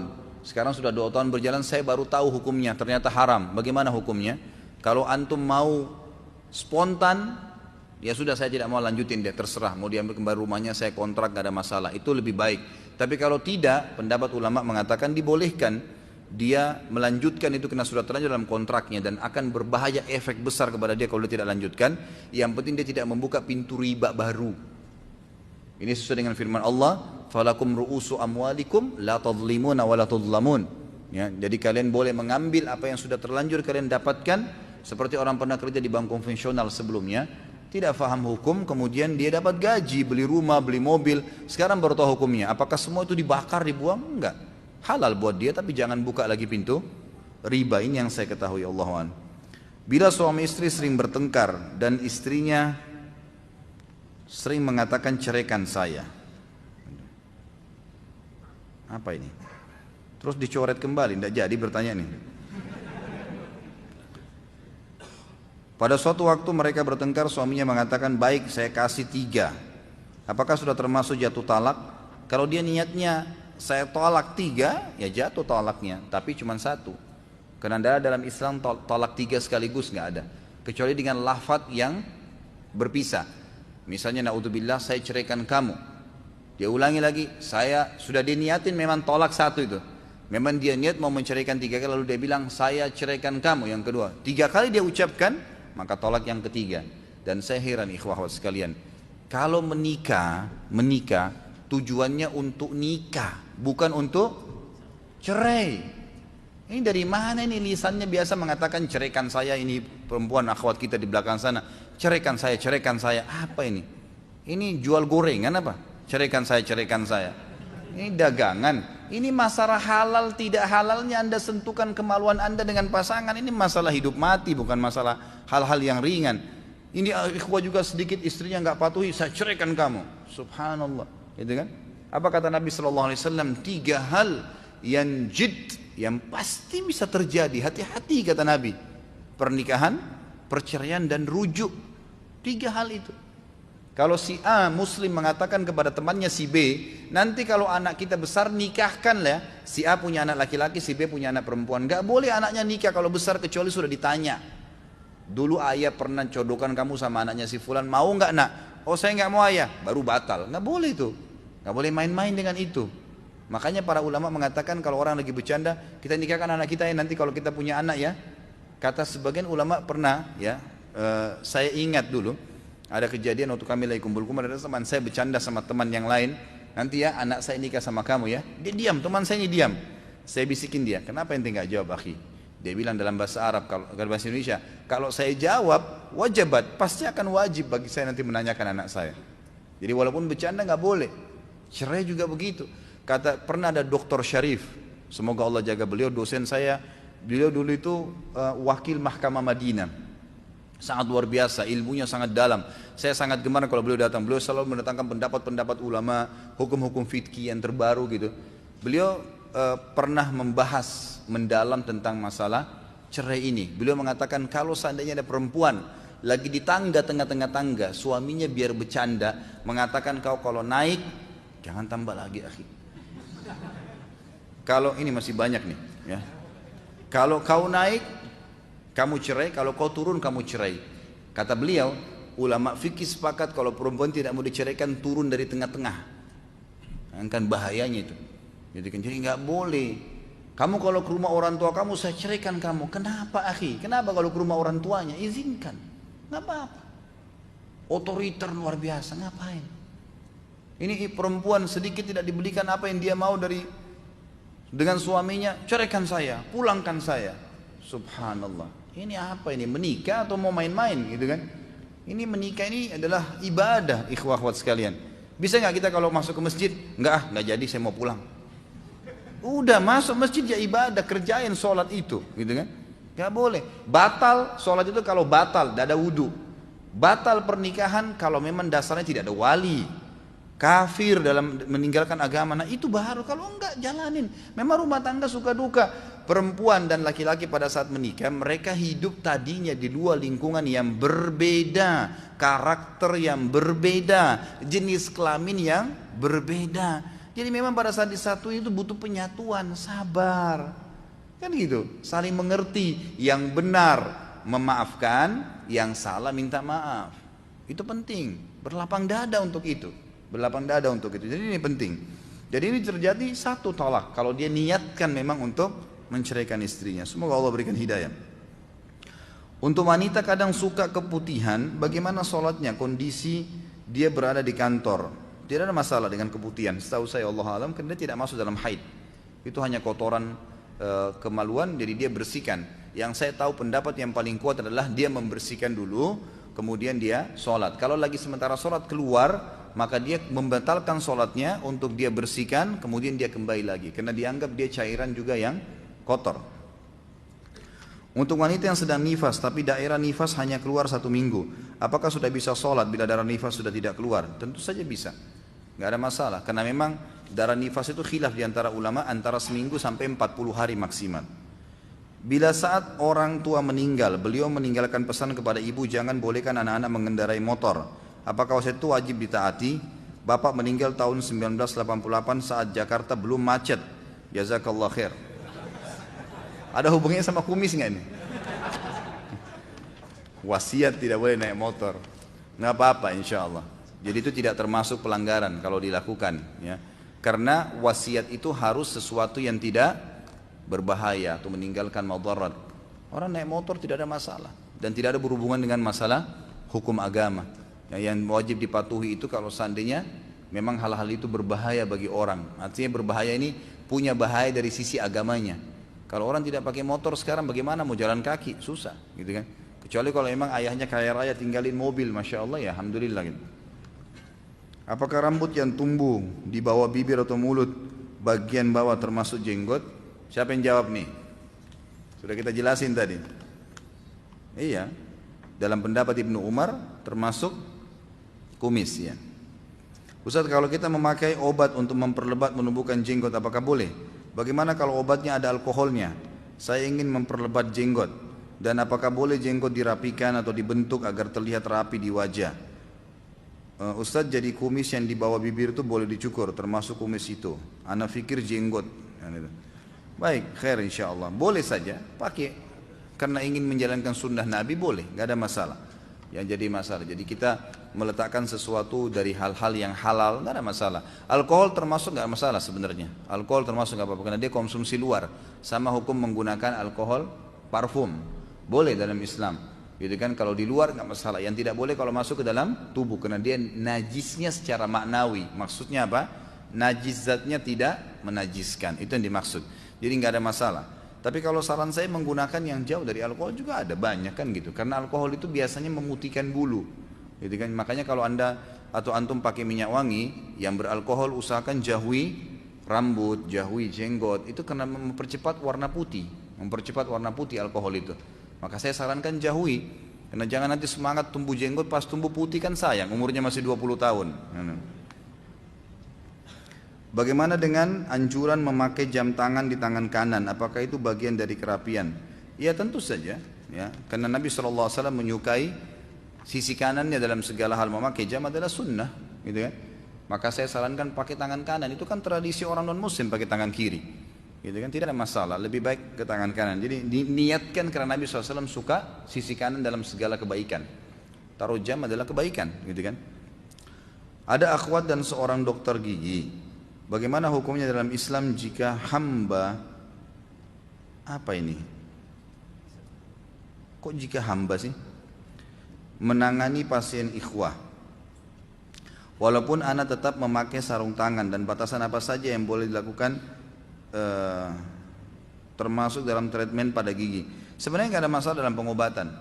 Kalau dalam pengobatan, kalau antum menggunakan kaos tangan itu jauh lebih aman, nggak ada masalah. Tapi kalau enggak pun tidak ada masalah, karena memang disebutkan dalam riwayat-riwayat yang sahih Nabi SAW di setiap peperangan membawa wanita-wanita muslimah untuk mengobati para mujahidin, gitu kan, membersihkan luka-luka mereka. Itu ada, memasak makanan buat mereka, ya itu ada, memang dibolehkan. Bahkan Nabi SAW membawa istri beliau. Tapi intinya dalam pengobatan tidak ada masalah. Dalam pengobatan itu masih terbuka. Kalau antum bisa mendapatkan dokter laki-laki atau dokter perempuan sejenis itu lebih bagus. Tapi kalau enggak terbuka, intinya tidak ada masalah. Ini tidak ada masalah. Dokternya menangani pasien lawan jenis tidak ada masalah. Bagaimana mengenai adab penuntut ilmu? Manakah yang disebut taklid? Taklid ya, pakai D mestinya. Mana yang dimaksud dengan taklid? Mana yang disebut kita hanya merujuk pendapat yang disampaikan oleh para ulama atau ustaz? Taklid itu artinya meniru, ya meniru, itu terjemahannya. Kalau taklid saja nggak ada masalah. Taklid itu artinya mengikuti atau meniru ya. Tapi yang tidak boleh taklid buta, ya. Meniru dan fanatik, walaupun nanti kita dapat pendapat yang lebih baik, tapi nanti kita tidak mau terima. Imam Syafi'i, Imam Ahmad, Abu Hanifah, Imam Malik, semuanya sepakat mengatakan semua yang sesuai dengan sunnah Nabi maka dia madhabku. Imam Syafi'i mengatakan kalau seandainya ada pendapatku yang bertolak belakang dengan Nabi maka ambillah pendapatku dan lempar ke tembok, artinya jangan terima pendapat saya.